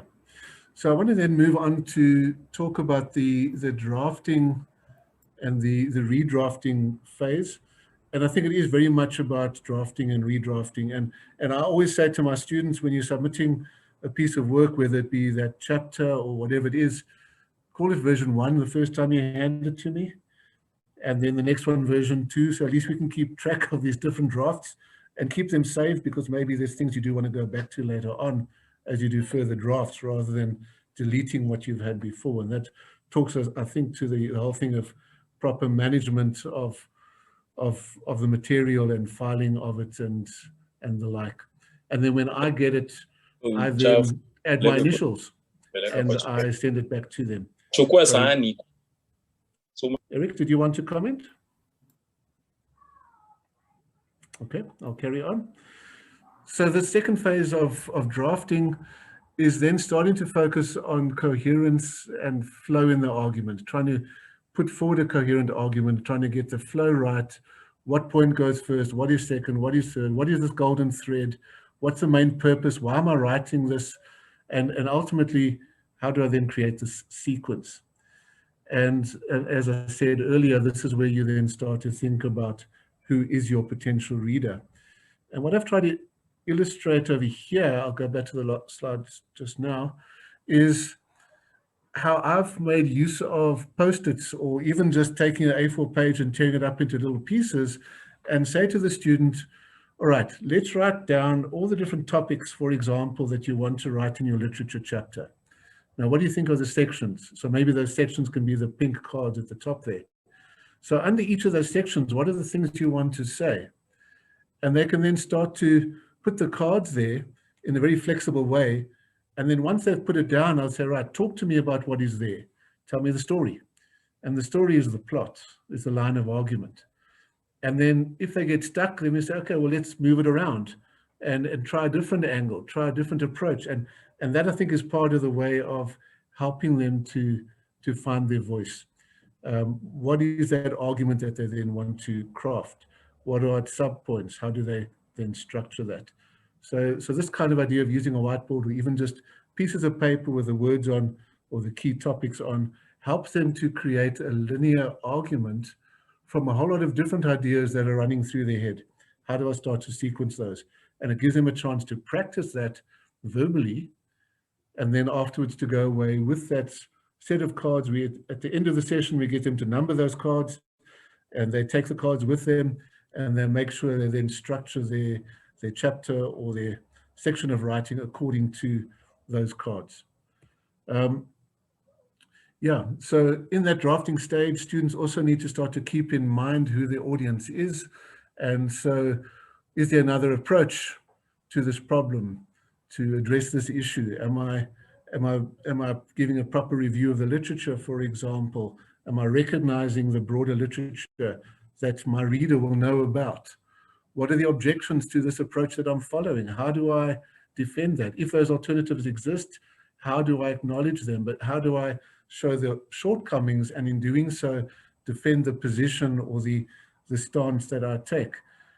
We often use this metaphor of, we have different research tribes. Recognize who your chief is. You then allied to that chief, and you need to defend that territory with the chief.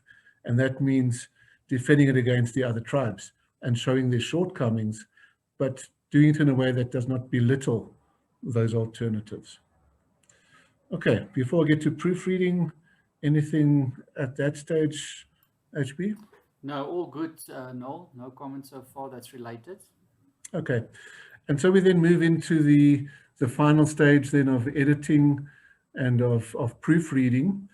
And yeah, in the end, when the student's work is examined, the examiners are going to have a look at, and we all know that we, as examiners, we also look at the technical aspects, and we have to look at the technical aspects. And that is going to have some sort of bearing on, can we make sense of what the student is writing.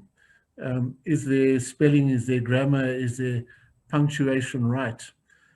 But what is important here is that this proofreading happens after it's clear what the argument is, after you've drafted and redrafted and there's clarity emerging on what that argument is. Then do the polishing up, then do the proofreading, then develop or attend to these more detailed aspects. And just one tool that I've recommended to our students is Grammarly. There's a link to Grammarly there. I believe all universities have free access to use Grammarly. And what it does is it helps you to improve your writing. It does pick up grammar, it does pick up spelling, but over and above that, it gives you other suggestions of how you can put things in different ways. It picks up redundancies and helps you to redraft what it is you're doing. So don't focus on those surface issues too early, but at some point you do need to go through Grammarly and do the checking. And I think with some universities, there's also a requirement that you need to send it to an editor. And I've seen in some of these theses I've examined, there's a statement from the editor saying that they've been through it and they're satisfied with it from an editing point of view, the proofreading point of view. So don't focus on these surface issues too early. Be sure of what they want to say and try to get to the surface, and then get the surface level correct later on to get to the details. Okay, and that's what I wanted to talk on. I think there might still be a couple of minutes for questions, HB. Yes, now we have another 2-3 minutes, so great. If I see a lot of positive comments there. There's a question by Carly: in developing an argument, why the word linear? Why is that so key? Yeah, I think it is, Carly, because from the formation of the creative ideas, they ultimately need to put that into a thesis which follows a line. There's a sequencing of chapters, there's a sequencing of sections, there's within those sections, there's a sequence. And that's what I'm referring to as the linear. What is this line of argument that I'm creating through that, across the chapters, within the sections? Thank you for that response. And there's one last question from Cecile, maybe not 100% related to this topic, but we covered it yesterday. Any tips for supervising MBA students in the online space that we find ourselves in, or maybe any tips to write articles in the online space we find ourselves in? So in terms of supervision, I think our situation here at Rhodes is quite unique, where even before COVID, a lot of our students would be here only for a block and then they would go away. So a lot of our supervision has been online already. And we would then make use of the reviewer function. We would have Zoom calls or similar sort of online calls. What I have done as well, I make use of Dragon Nuance, which allows me to dictate and it types for me. So that maybe allows me to make more detailed comments at times quite efficiently. And we also then, some of my colleagues have made use of audio comments that they have given to students. So I think those all provide feedback in this kind of context where often we are not able to get together face to face. And sometimes just screen sharing helps us to work through that content as well. Yeah, and then thank you, Noel. 2 hands-on questions here. The one from Dr. Santi from below: how many referencing sources expected for MBAs or in an article? And then Julia Mijukwa also asked, how do we give feedback during the process without sounding like imposing? And how should the student respond to this? Now, how diplomatic can you be? Yeah. So firstly on referencing, as a rough estimate, and maybe others can also put in the chat what they think, but probably about 100 references or so for an MBA dissertation, roughly around that. I think it might differ in terms of whether you're doing quant or qual, and also how well developed that particular field is. When it comes to giving your feedback, I think what my preference has been is typically to be asking questions of the student rather than giving them direct instructions of what they must do. because this is their work. And so I'm always in that questioning mode. And I think that helps, that you're then not imposing your mind on them. Tanika, I see your hands up. I don't know whether HB has seen that. Tanika, I want to go to that. Yes. I've just spoken about the Disney approach, which I think works very well for any creative, whether you're writing a book or whatever. Having said that, when I'm in the shoes of a supervisor or a reader, the reader is first your supervisor, and then the examiner, and then hopefully the bigger academic population. Yes. I find that I do actually try and get my students to put themselves in the shoes of the reader as quickly as possible. With other words, you know, what you're saying and the sequence in which you're saying, and the, you know, going from one step to the next, you know, I do try and encourage them to think of, if the supervisor's reading that, will she kind of get where no, it's about making obvious to explicit to others that which seems obvious to us. And then in the process of making it explicit, we find it's not that obvious to us either. So yes. I think that was my biggest lesson in doing a master's. And I do actually go against the Disney to some extent as a supervisor, and I encourage my students to always know that when they're writing, there's a reader on the other side. So try and build bridges for the reader. Try and bring things in at the time that the reader would ask that question. Always think of your reader when you're writing from early on, because academic writing is also one of the big skills we're developing in doing an MBA or a master's or whatever. So I don't wait until the end. I do actually encourage them to do that quite early on. Yeah, that's that second stage of the drafting. If nothing else, it makes my job as the reader a little bit more pleasant. Yes, yes, I agree. Thanks, Tanika. And I see there's others in the comment or in the chat that have commented on that too. I appreciate that. So Noel, thank you very much. This was really informative, and I like to echo what I see in the chat. I think it was practical. As we now go into writing an article and disseminating information, we can always look at your slides. And I think if we have any further questions, you know, there will be follow-up sessions that SABSA will organize, or they can reach out to you or any of us. You know, we all see the chats and we'll comment on that. You know, this is an ongoing discussion. But yeah, really appreciate that, and thank you for your time this afternoon. Much appreciated. Thanks, HB, and thanks for moderating. Appreciate that too. You're welcome, Noel.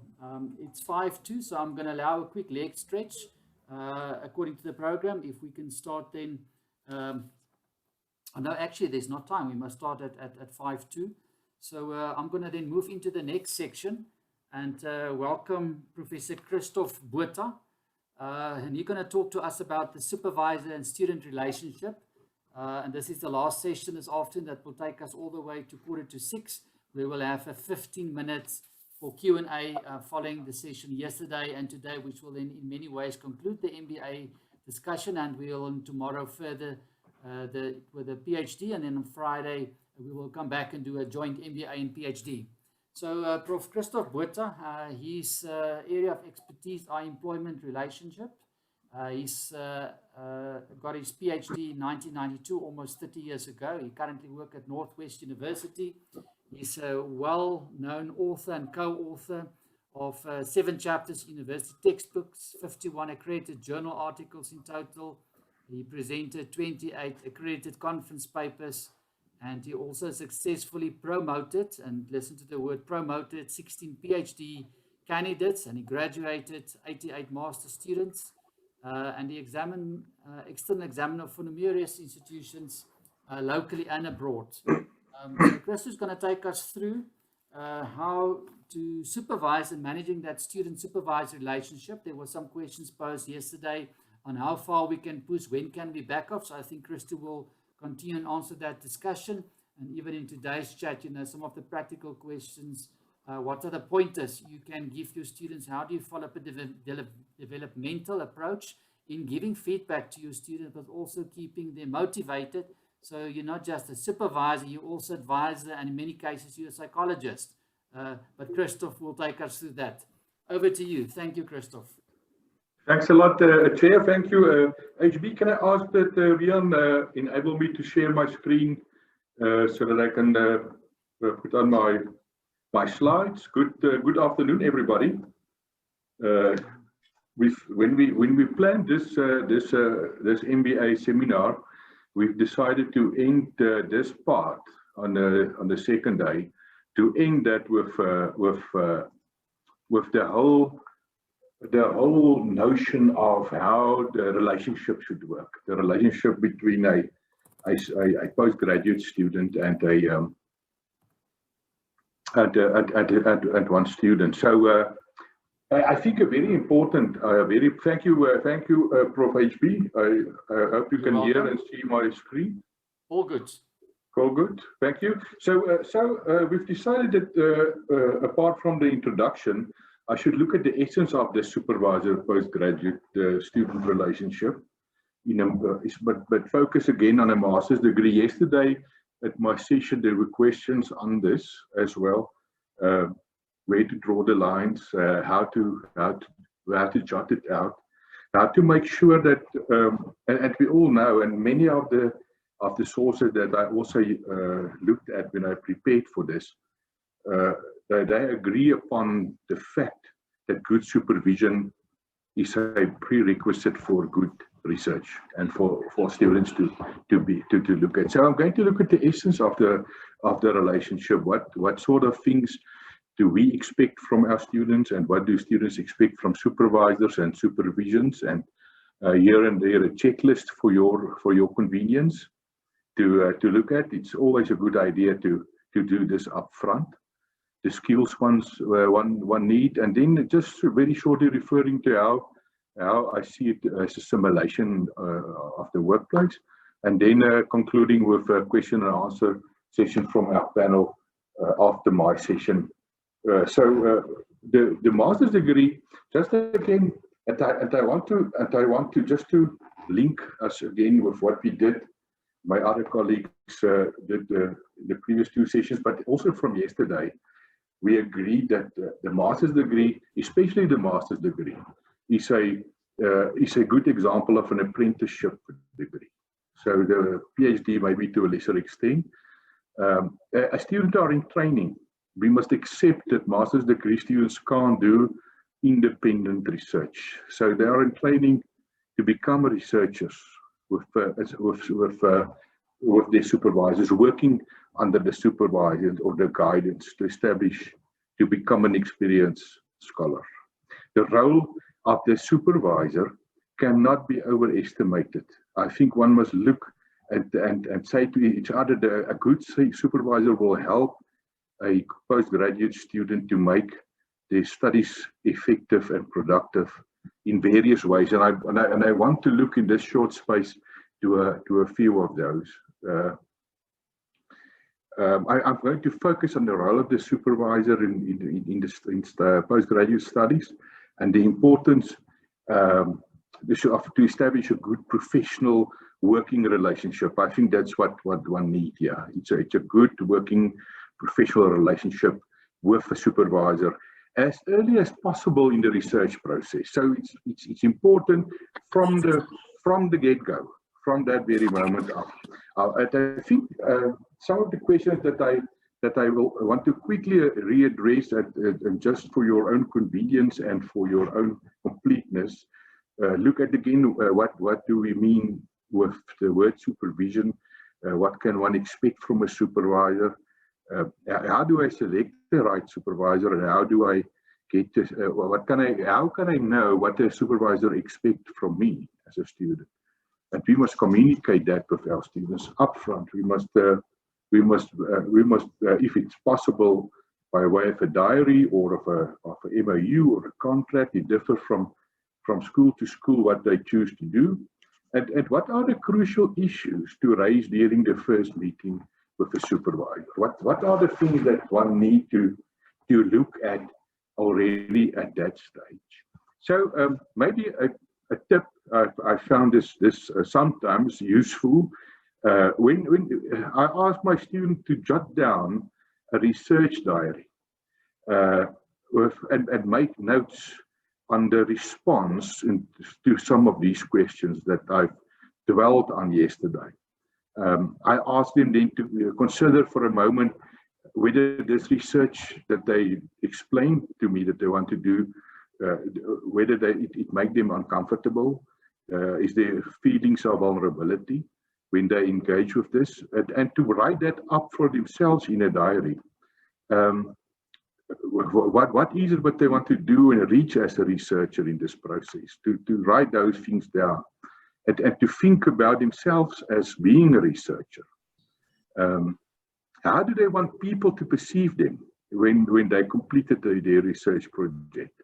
What impression do you want to leave with people after you've done your research report? How do you want them to feel as they participate in your research, your respondents? I asked them to write a short reflection or a short piece on how these will help them when they are designing or carrying out their research. A couple of sentences on how these reflections can help them to get towards the end of this research project. And many a time this diary help them to get up and go, to start to understand what they are starting, and for a first meeting that also breaks the ice many a times. And I think, let me be very clear about this. I think the quality of every research project is dependent upon the integrity of the researcher. When you report your research, you report on your research, you will describe what you set out to do, how you did it, what you found, and what that means. And that obviously, the account of the research must be accurate and honest. It should give enough detail to allow the reader to evaluate the work. The literature review must be comprehensive, complete, and up to date, and the data should be properly gathered and, of course, also be analyzed appropriately and correctly. The conclusions that's drawn must emerge from this research finding, and every researcher has the responsibility, and I'm going to dwell a bit on the responsibilities, the roles and the responsibilities in a moment, and also on the uniqueness of the researcher. I think it's important in writing your research to reflect broadly on moral issues and imperatives of the project. This reflection should be detailed in the final report of the research, or in the case of a thesis, and will enhance the quality of this postgraduate student's work. It's also important to remember every individual research project will have ethical issues, and they will be unique to that project, but they must be recognized, they must be acknowledged, they must be addressed. They won't go away on their own. What, for example, is a proper relationship between a supervisor and a student, and how does that change during the process? There's numerous. I found numerous studies that emphasized and highlight the fact that good supervision is really a key to successful research. Some students are able to articulate their needs better than others. This uniqueness, let me just page a bit back. This uniqueness that we find in this relationship, one can see that even between the differences between students. Not two students are the same. Their approaches are not the same. They differ in their fields of study, the topics that they are dealing with. Again, I've said this yesterday on the meaning of supervision. For this purpose that we're busy with, I think one must look at as a role of overseer, or to oversee. In the case of academic supervision, means to oversee the successful completion of a postgraduate thesis. With that, I mean a widespread consensus that the supervisory role implies the following: I think this, I've mentioned it yesterday, but again, by way of linking yesterday, the role of an advisor, one can look at that, to guide the student in the research, to ensure that the required scientific quality is reached. In many instances, the supervisor is not involved in the examination process, so the examiners are the final quality check of that work. And then to provide the required emotional and psychological support when needed. Two of the sources that I've consulted call it, in inverted commas, a pastoral role. Good supervisors, it's required to simultaneously be all these, and these roles, the emphasis change as it comes, and it change. I think this total uniqueness, one must also, again, let me say it again, there's no best way or a single way or the only way for supervision. There's uniqueness in context, there's lots of other in discipline, in theoretical models, the research designs differ, the complexities that one associated with the nature of the topic, and so on. All of those are really unique, and that make that we must look at it a bit more generic. While I was preparing, I stumbled upon a short column with the topic on how, and maybe one should mention this at the first meeting, how not to get your higher degree, how not to. Here are 10 tips if you're not interested to be successful. Then the first thing, if the student, if you don't want a higher degree, that's the first guarantee that you won't do it.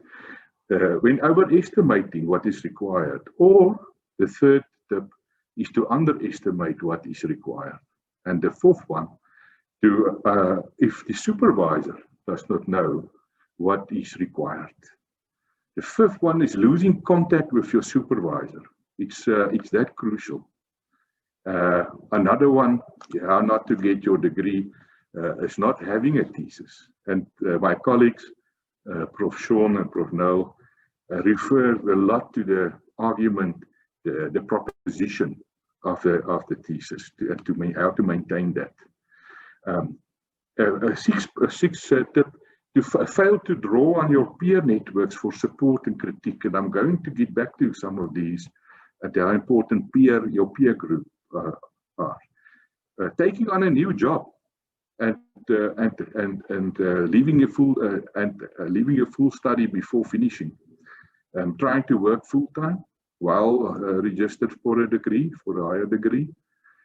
Assuming that your supervisor will write your dissertation for you.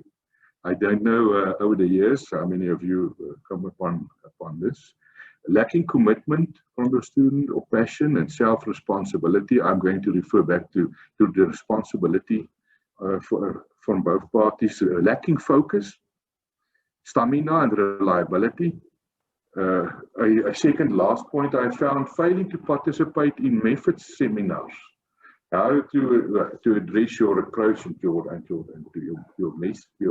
methods and techniques, and then assuming that learning is a product rather than a process. Psychological aspects in this relationship, just to mention a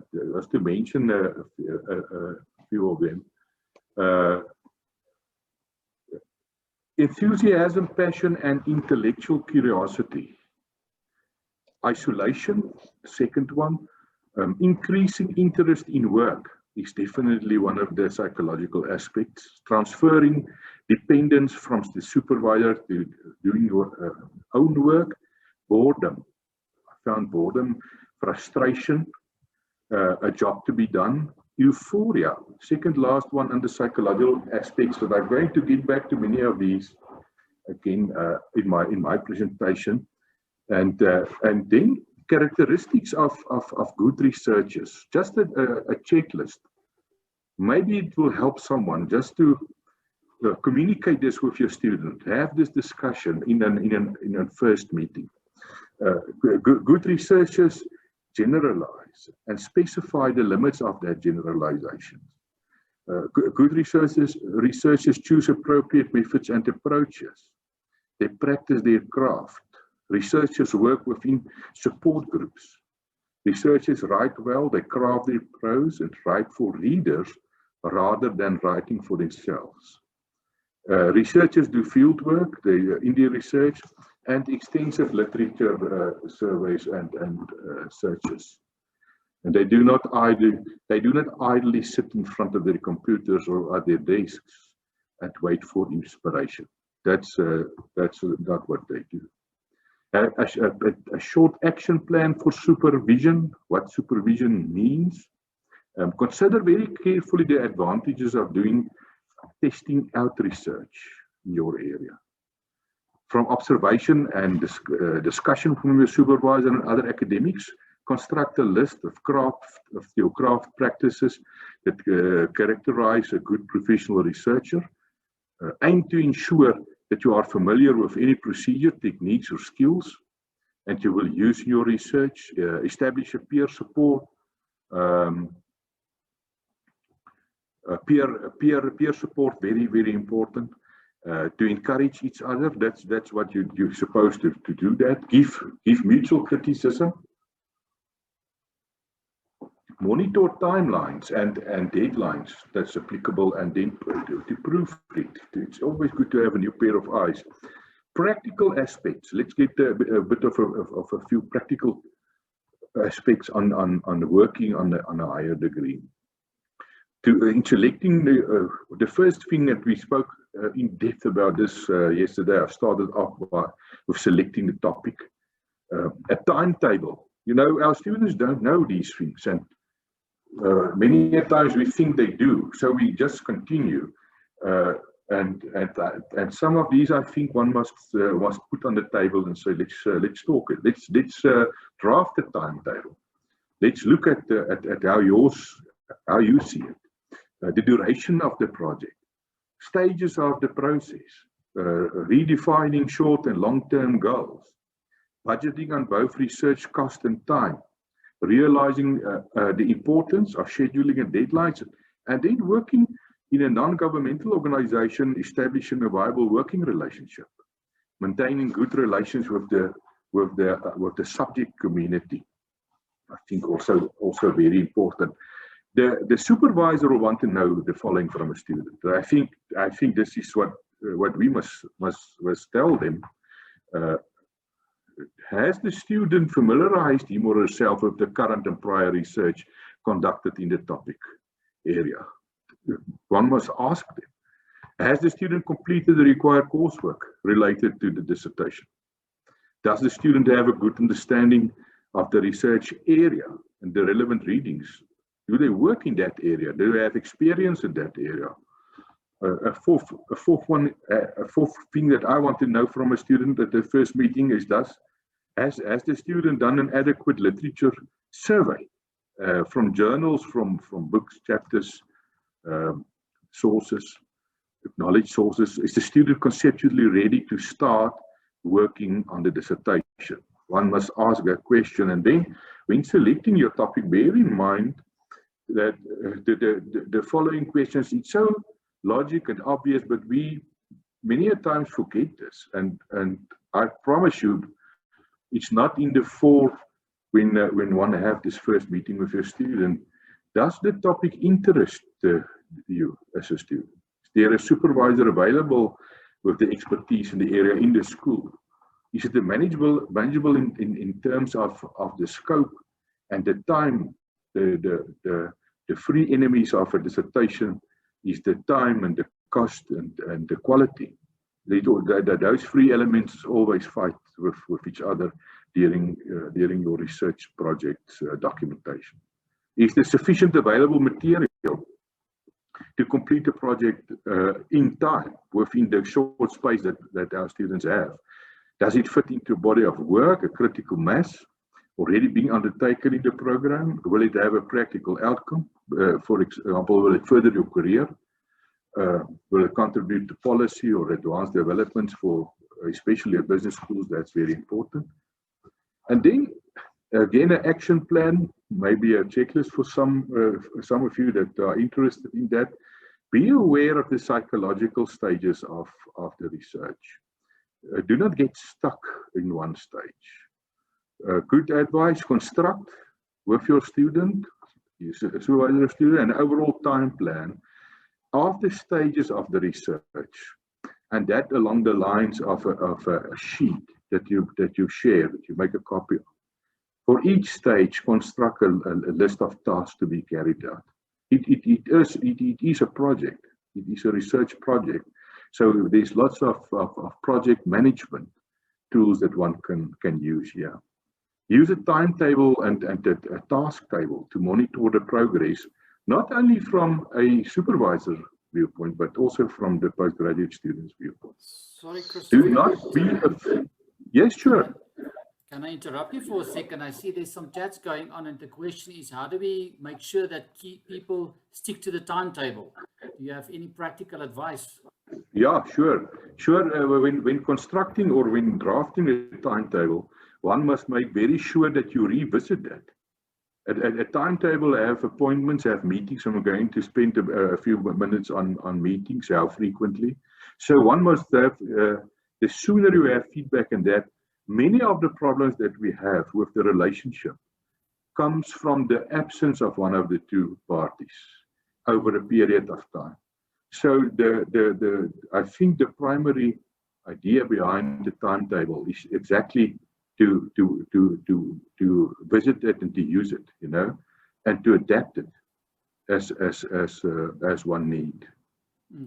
Thank you. That answers. Yeah, I think that does. And then there's one interesting question from Refilware that say, what should you do if you have 2 or more supervisors and they disagree with each other? You know, the students sit in the center over and above the training, which I take the point we can do that, and I think, and we noted that. But practical suggestions from your side? Yeah, yesterday we spoke about that on the role of a co-supervisor, whether it's necessary. One must establish that really early on, and one can again look at what I did yesterday on that, when to have a co-supervisor. But indeed, immediately when you have another, I refer to the uniqueness of the context of the topic of people and of students. So you also have that with supervisors. So supervisors don't agree, the examiners don't even agree on everything. So we have differences there, and as nearly everything in there's not clear answers in managing this relationship. It's really a question of managing it. So if there's differences, it must be addressed. The sooner the better. I think that's the first thing. But yes, one will have that. One needs to manage that, and it will really depend on the unique situation. Thank you, Christoff. Sorry I interrupted you. I just thought that's a relevant question at the moment. Yeah, sure. No, you're welcome. You're welcome, Chair. So yes, action plan in this stages. Construct one. Make sure that you have it in writing, and then this document, this checklist that I'm busy with, are really live documents. We must use them, and they must be revisited. I open a file for my students and save them under their own folders on my PC, and there I save all these documents and where we are and what we did discuss. What we expect, the expectations from a supervisor on postgraduate students, supervisors expect them to be independent and to do their own work. I don't know how many of you told your students that you expect that from them. A supervisor expect them to produce written work. That is not just a first draft. To have regular meetings. I'm coming back to meetings. That's also a question that I got yesterday.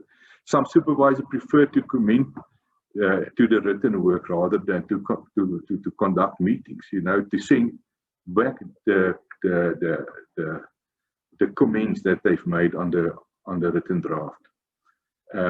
Supervisors must expect from the students, and we must tell them that, is to be honest when reporting on their progress, to follow the advice of the supervisor. I found this many times that they don't listen to good advice, or don't implement it, or that they are not working completely when it's requested.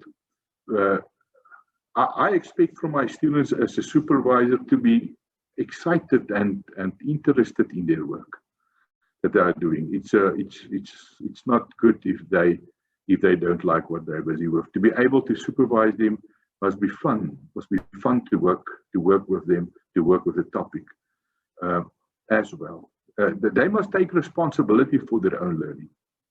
You just won't believe how many times I say this, and then it's as if a penny dropped with some students.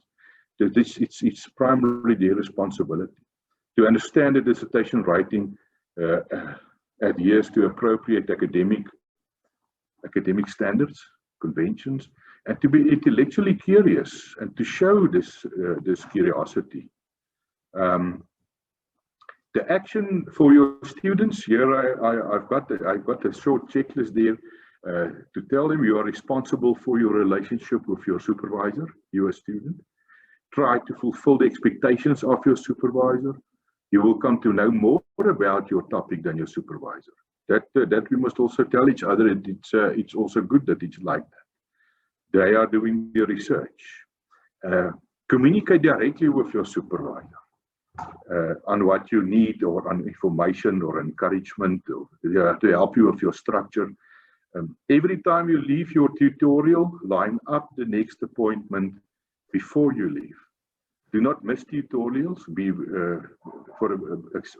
without a very good reason, and do not inundate staff with proposals and drafts and work that should be channeled through your supervisor and or the tutor. Do not underestimate the time and effort required in researching and writing. We find it every year that students underestimate the time that it will take to get this master. Do what it takes to get the job done. If you have to work during your vacation or public holidays and put in extra time, then please do it. The job does not end simply because the sun has gone down and because the bus is leaving.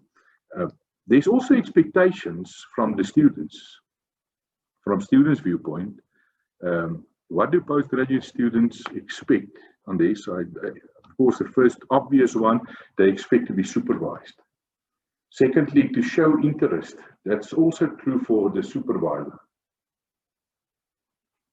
Just think back about on your own studies, your own experience with supervision. All of us had supervisors in our lives. It's very important for them also to be to show interest in what you propose, your topic that you choose. To read the work well in advance. That's an expectation that we have for supervisors. To be available for structured consultation when they are needed. To be friendly, open, and supportive. The other day, I spoke to a student and a supervisor, and it came out that the supervisor is not that approachable. That's at least the perception in that instance. HB, I see you've opened your camera. Yeah, so Christoff, there's a very interesting question from Julia. So thank you for that, Julia. And they say, are students obliged to implement the supervisor's advice and suggestions? Just repeat that one for me, HB. Are students obliged to accept supervisors' suggestions and the recommendations and the advice that they give to the students? It's a case that they don't want to implement it. Yeah, so yeah, I'm the student. I think my supervisor is talking nonsense and rubbish. Yeah, yeah. Unfortunately, we find that we have that. If of course that happens, it's a clear indication of a relationship that was not established well, with rules and parameters that's not really at least not agreed upon. Yeah. So there is instances where you give your student as a supervisor enough rope to hang themselves to see that they struggle then with say for example the scientific committee as well. So that also one must remember that, especially that's tongue in the cheek, our MBA students, they know it all. They're very clear. So that's true. Yeah. Yeah, I also think, Christoff, from my perspective, you know, if I always say if two people agree, one of them is not thinking. So that actually should create a positive and a constructive debate. And at the end, you know, it's not about who's right or wrong. It's about who can prove the point and based on the facts and the literature where you are. So I think there's a fine line.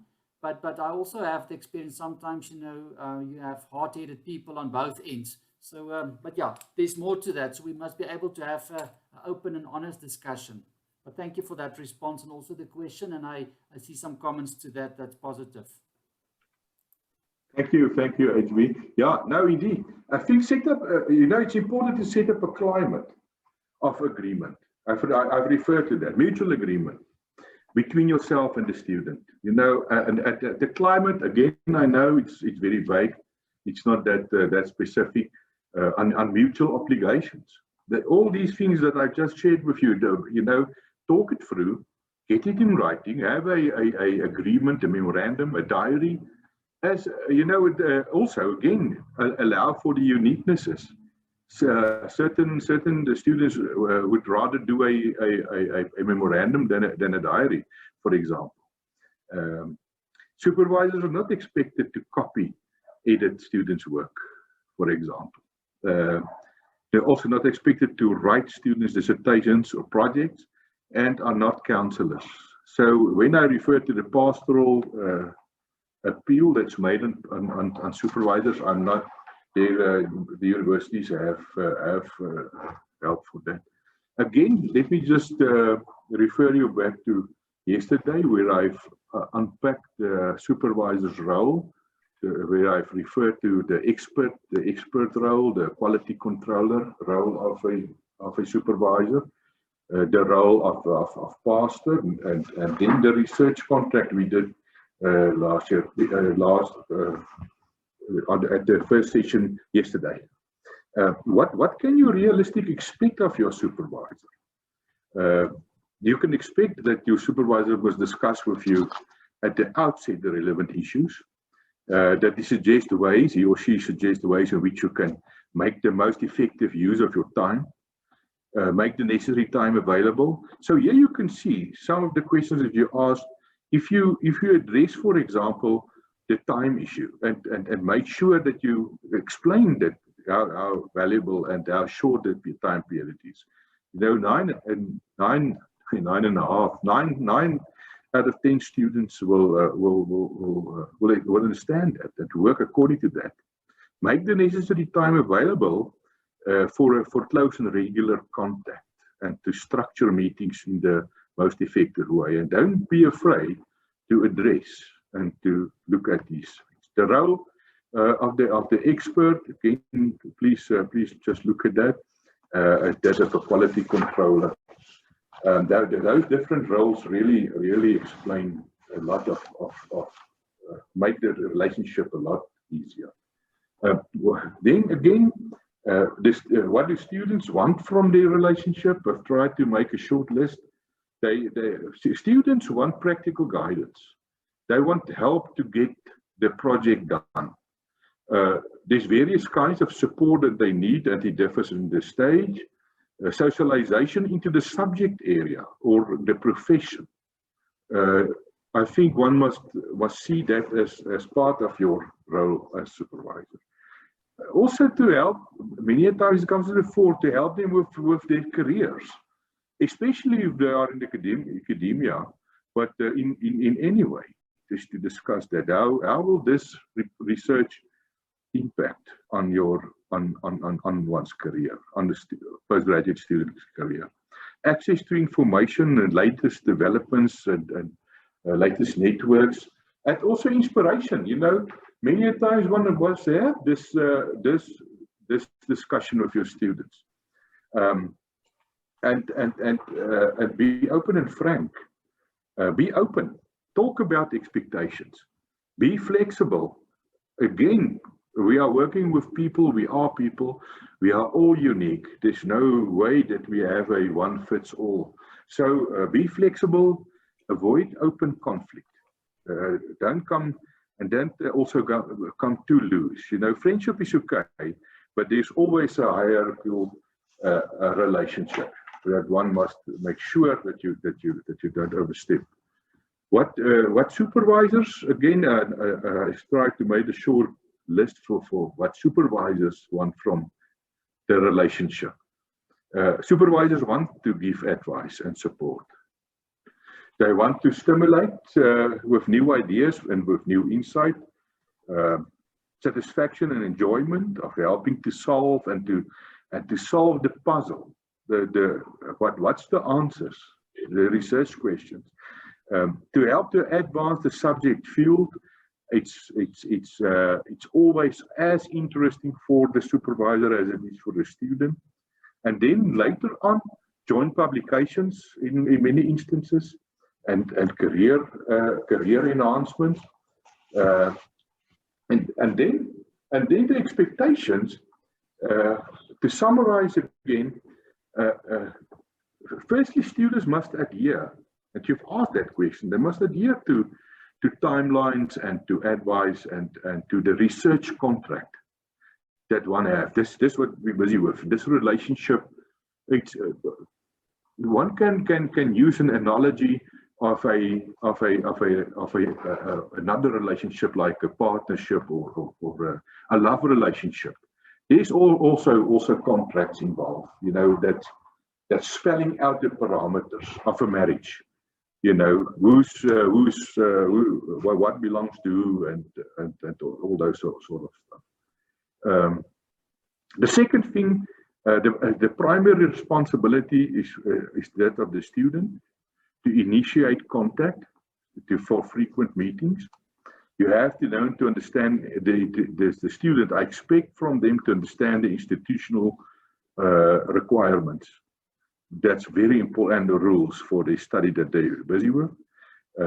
Will be expected to maintain acceptable levels of interest and commitment. And then each of these categories, one can elaborate a lot on that. Accept the responsibility for the research project, inform the supervisors of problems. So now there's problems, please. We don't know. We're not sure what they always are. Take the initiative in raising the current and anticipated difficulties that you want to foresee. Provide the supervisor with the correct drafts and good writing.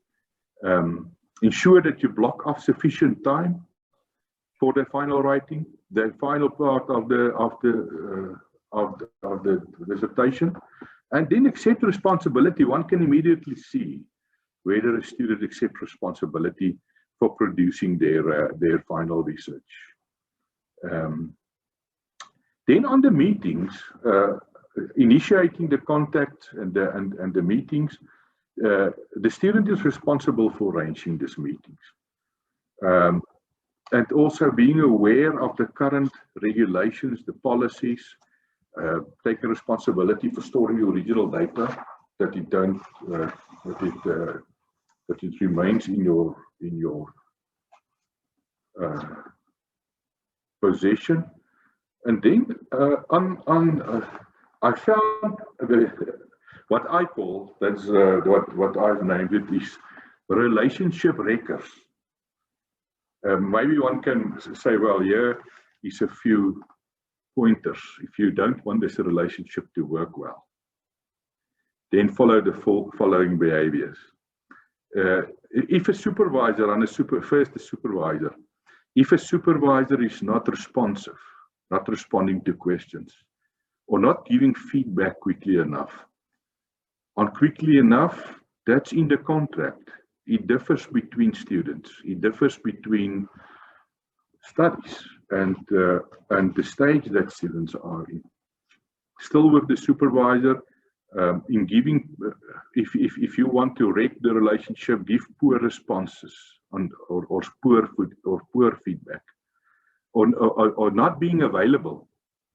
We find this every year, or at least the students claim that.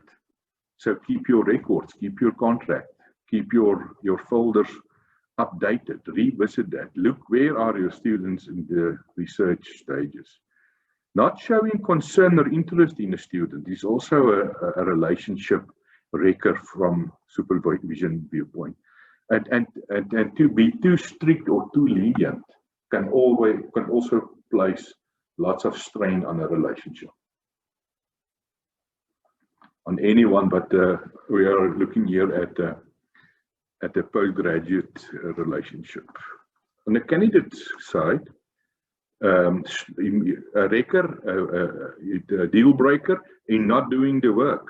As you've asked, what happens if a student don't do the work? Well, one can maybe have a discussion, then there's a second phase at the third one, but it can't continue like that. A second thing that students or the candidate must not do is not responding to the feedback or not looking at the suggestions that you've made. Then, of course, the obvious one is lack of progress, the third one. And the fourth relation wrecker is being too dependent and not taking responsibility. It's the candidate's study. It's the candidate's name is going to be published on the front page, not yours. You're only the supervisor. And then prevention, always better than cure. Clarify mutual expectations. Many of these problems are preventable. Talk to more senior supervisors to get advice. Always a good idea. Just ask a colleague, how should I go about in this or that? Now, changing supervisors, that's a very last result. And I'm going to refer back to that one in a moment. Decent supervision is a right and not a privilege. That's and we as supervisors must know that. Problems that candidates face from a supervisor's viewpoint. So when we look at that, dependency is first one, showing insufficient initiative and motivation, poor progress or not understanding the required standard of the work and not admitting. I know Prof Sean referred to this a lot. The required standard, very important, conceptual and language difficulties. And then the last one, the difficult one, personality clashes, lack of respect, lack of time. The flip side of this coin, problems candidates reported. And I think supervisors must take note of this. Just be aware that this is problems that students can have. We don't know that. Self-doubt. Students can have self-doubt in their own capacity and in their own competence. They can stagger when looking at the enormity of the task. It's not an easy thing to do. Thirdly, a lack of initiation into the process, fourthly, emotional dimensions of the process. Things like isolation, especially in the time that we are at the moment. Motivation, perfectionism. There's not time to dwell on that, but that's one of the things that supervisors report as a problem. Again, just think about the three enemies when one do research. I cannot do research. The first one is there's a certain time period. It's fixed. Second one is cost. You just have that bad a budget and you must do it within that. And the third one is the quality. And these are not friends, So working arrangements with the supervisor personal qualities, supervisors with insufficient knowledge, supervisors poor time management skills. That's many a time a problem for students. Overcommitted supervisors, lack of timely and good quality feedback, and then lack of support. But other problems, apart from the academic ones, that students report is loneliness, Don't know whether you know that. Not enjoying the topic, not knowing what's expected. Some practical issues, there's work pressures, there's money pressures, there's ethical issues, there's stress. A supervisor sometimes, students report that supervisor being too prescriptive. It's my way and that's the only way, for example. And then lack of confidence. Is my work good enough? Students struggle with that. Responsibilities of the candidate. Candidate must be responsible for their own research, and I'm summarizing. Secondly, be responsible for your own personal career development. Be aware of the academic rules, the academic regulations, the ethical guidelines, the scientific committees, the ethical committees, the grievance procedure, all those of the institution. And then lastly, maintain a regular contact with your supervisor. Agree and keep deadlines. Report on the progress.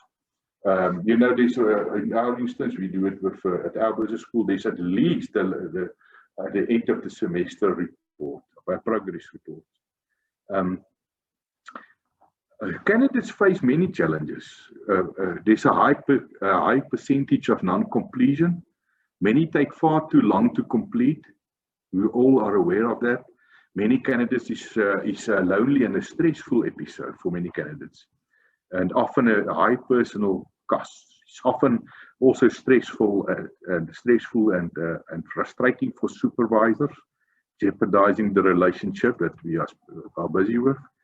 Postgraduate studies often have low scientific and social impact and can sometimes be regarded as very wasteful way of spending research time and research money. Just want to look at our time checklist. HB, are we good of the time? Sorry, you just asked the time question. There's about 2 to 3 minutes left, Christoff. Let me just. I think I want to quickly deal with a checklist for the first meeting. I think that's many of the questions that I got from yesterday. I think refer to that first meeting that we have with our students. And from a supervision viewpoint, if this is the only things you do with, I think you will see an improvement in your relationships with your students. Make sure you know what supervision means. We dealt with it extensively. What are the stages of the process? What are the students and the supervisor's responsibilities? I've dealt with that a lot. What sort of feedback should the supervisor give? And how often? How much? When? And in what form? Is it okay to make track changes and to email that? Must you print it? Do you want a discussion? Is a Zoom session okay? Do you want to meet face to face? It must be agreed upon before you start. What can be done if there is conflicting feedback between the supervisors? How must you deal with that? Then from the project, to complete the project, what research skills and statistical analysis and technical skills are required? Is research methods course available? What is an acceptable or an average time frame for completion? Then on meetings, make sure that this parameters that you upfront agree on the frequency of meetings, the structure, the duration, the location of the meetings, research etiquette. We unfortunately don't have time for that, but please look at research etiquette. You know, dealing with dignity, respect, accessibility. Those are things that we need. One of the things from my sources I found, there were many times from a student's viewpoint when I had momentum and things went well, but there were times when nothing happened. What helped me in both instances was regular contact. So whether your student is flying or whether or not he or she is not, in both instances, they will need you. So email, telephones, Zoom, regular interaction. This relationship is often the reason why students struggle to complete their studies.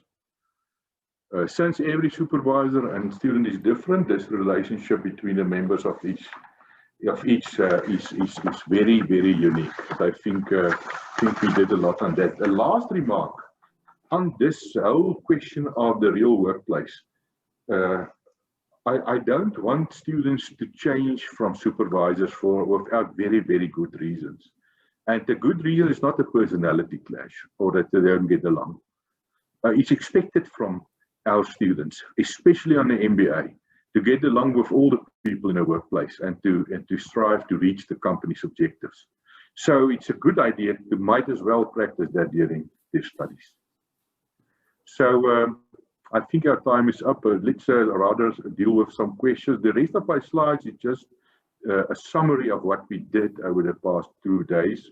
So please visit that at your own leisure. Thank you, HB. Let's maybe have some questions, or are we going to open the question and answer session? Good. Now, I think we must move into the question and answer session, Christoff, if you don't mind. I've also, from my side, assisted and tried to answer some of the questions there. You're welcome then to also add to the chat box. But thank you very much. I think it was very insightful. It's definitely, as I listened to you, I've asked myself, it's actually not a skill, it's an art to supervise. And you took us through some of the fine nuances. And, the questions that were prompted, I think, as you mentioned them, it's really valuable and practical. There's maybe an interesting question here, and I've got a view on that, but maybe you can answer that. To what extent is it the supervisor's responsibility to source funding for postgraduate students' research and or fees and the publication of articles? Maybe the latter one a bit different.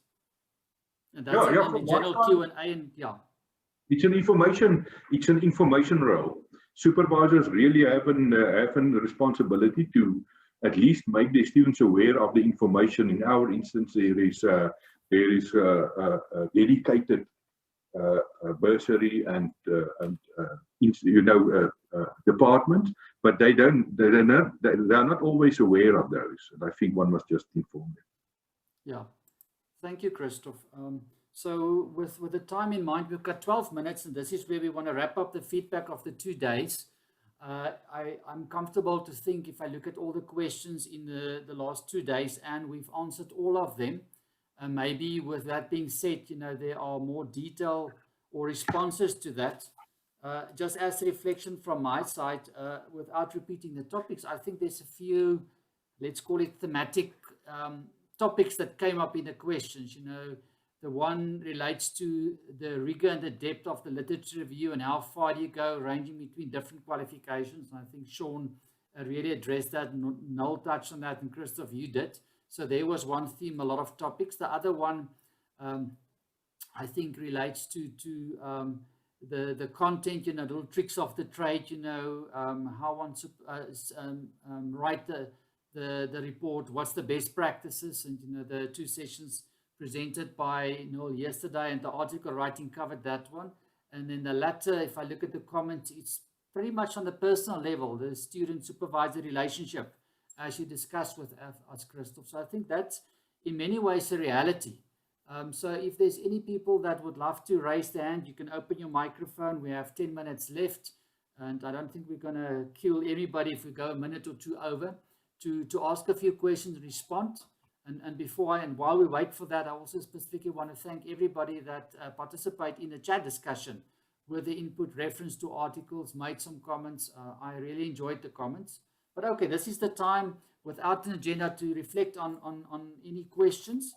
And then the second one, and maybe some people want to respond to that, are there any specific topics that you think we can talk more about and from SABSA side should take further? You will note I posted the topics for tomorrow and Friday in there. So anybody in the audience that missed specific topics, want more about something, know more about, you're welcome to post them in the chat, and we will definitely take it up. Or you can mail myself or or Anne or Randall or anybody of the SABSA members who talk to your business school, we will happily take it further. Can an article, there's one from Santi from below, can an article be developed for popular press with a student from the research report? Would this depend on the institution's policy? Very interesting question. I'm not sure. Want to take that? Noel, if you're here, you can maybe respond to that because you did the writing part this afternoon. Sure. So I think we need to recognize that when we have our students in the class, there's a range of different writing genres that we want to develop. And some of those might then well be for, let's call it the popular press. Others might be for social media. And of course, there's also then the academic writing. And I think with an MBA, one of the challenges is the time pressure that students are under. So if you are wanting to do, let's say, other kinds of writing, I think if that's expected of the student, it'd have to be built into the program in a particular way. Certainly that would feature, for example, in research reports of universities, but it wouldn't, for example, be accredited publications necessarily, but often does raise the profile of the university and give some visibility. And then maybe just one other point to highlight is the Conversation, which is a site that then publishes research in a more accessible manner as well. And that might be one of the areas that certainly the supervisors would want to consider publishing in. Yeah. Yeah, I think, yeah, no, that's very, very true, Noel, because at the end you must not keep a secret, you must disseminate it widely and, you know, look at all avenues. And, you know, once you put it out there, you know, go back to the notion where university started, you actually tell people your position, and that's where we can start debating from. And, you know, having that healthy discourse is a good thing. And quite often my experience, that's when it triggers discussions where people say, but let's work together on this topic, and there you go on your next project. So thank you very much for that. I don't see any hands. Just quickly double check your questions. HP, just maybe another comment on that. I think it's also about making research accessible to the wider public. I think this is what the other objective that it's trying to address. And I think that's also part of what we're trying to do with community engagement initiatives, where we have engaged research. But over and above that, I know in the sciences, often that is very foreign research to the layman. What is this all about? How do I make sense of this? And we see many scientific publications for the public press, for example. Similarly for the general public, similarly in management, I think some of the publications available are geared more towards the professional in management as opposed to the academic. And so some publications could be targeted at those publications to again, on the one hand, develop management practice, but also make research more accessible. No, that's an extremely valuable point there, Noel. I think there's a very interesting, I mean, the screen just rolling here. Where is that one now? Who asked this one? Oh yeah, it's Jealous, and she asked, this is an interesting question, does the supervisors, this is for you, Christoff, does the supervisor's own knowledge and paradigm affect the progress in the writing and the supervision? Yeah, of course it should not. You know, it's the ideal world it should not, but I'm afraid it does happen. But it comes better with experience, and you want to be aware of that. You know, so it shouldn't be the case. Yeah, and I think that's where we get into the supervision process. So you must move beyond that. I see there's a hand raised by Refilwe. You also posted something early in the chat. Yes, Refilwe. We're curious about your question or comment.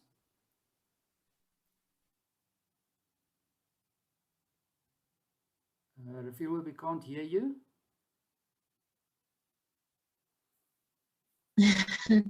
There you are. Thank you. Yes, Prof. Thank you so much, firstly, for giving us this platform to really learn a lot. Oh, can you hear me now? you're breaking up a bit, so maybe if you post a question in the chat, Prof, then I will. can you hear me? You're breaking up badly, so Okay, can you maybe great. type it in the I'm chat for us? saying thank you so much for giving us this platform. And Prof, just a short one. In terms of the virtual writing retreats, is it that will be happening in July? Is it open also for other institutions that are not members? And do you want to respond to that article writing workshop? Or we can get back to you on that one. I know we had it last year. In the past, it was only for members then, because in essence, we do pay for every delegate. But Anne, do you want to respond to that article workshop for non-members? Yes, hi there. Thanks for the query. So we held the workshop last year in November with the Centre for Scholarly Publishing with Solani and Gobeni, and we had about 40 faculty that attended that workshop, and about 15 faculty actually submitted papers or were in the process of submitting papers to various journals. And so due to the success of that, we wanted to run it again this year. So that is the one that is running on the 13th of July.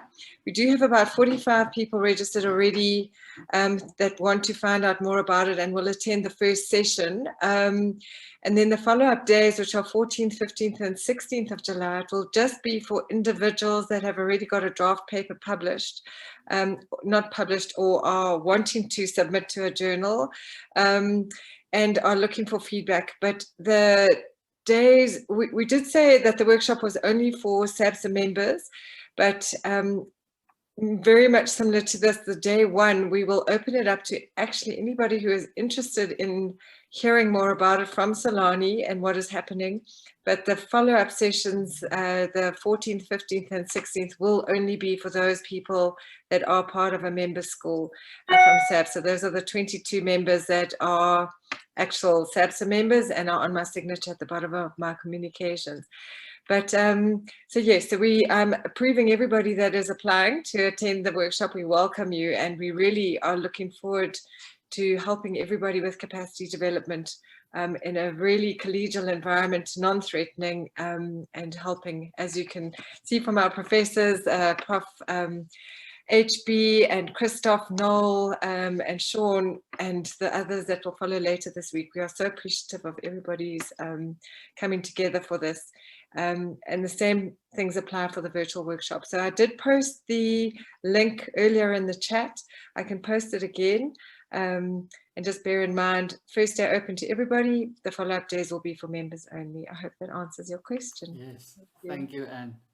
Much appreciated. Yeah, so we really want to take this thing forward, and we really thank SABSA for this initiative and all the membership schools. I think, and when we started this discussion, nobody was not enthusiastic and excited about it, and people just came to the fore and say, we need to do this. Great. So to everybody in here, and then specifically to the delegates for attending. I know it's many people say it's 3 long hours. I think it was 3 short hours in my book.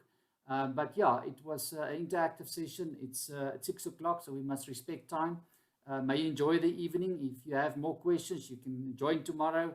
And as you post them, we will definitely attend to them and address them. Tomorrow afternoon, the links are there, and then on Friday morning.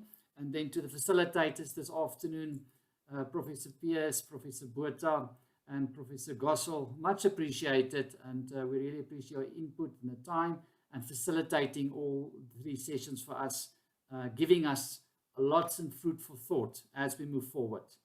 Thank you very much. Thanks, HB. Thank you. Thanks, Noel. Sean, And thank you for your moderation, HB. Appreciate that. Yeah. You make it so easy. I just need to be myself and react to your questions. Very nice. Thank you very much. Thank you, everybody. And there's a evaluation on the chat. If you can please give us your honest feedback with input, we will appreciate that, because we'd love to bring more of these sessions, make it available to you.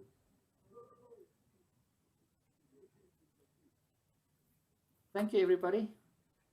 All right. Enjoy the evening. We'll talk later. Take care. Bye, Noel. Bye-bye, Anne. Thanks, Rian and Alpheus. Much See you, appreciated. HP. Bye, Anne. Bye-bye. Bye. Bye-bye, Michael.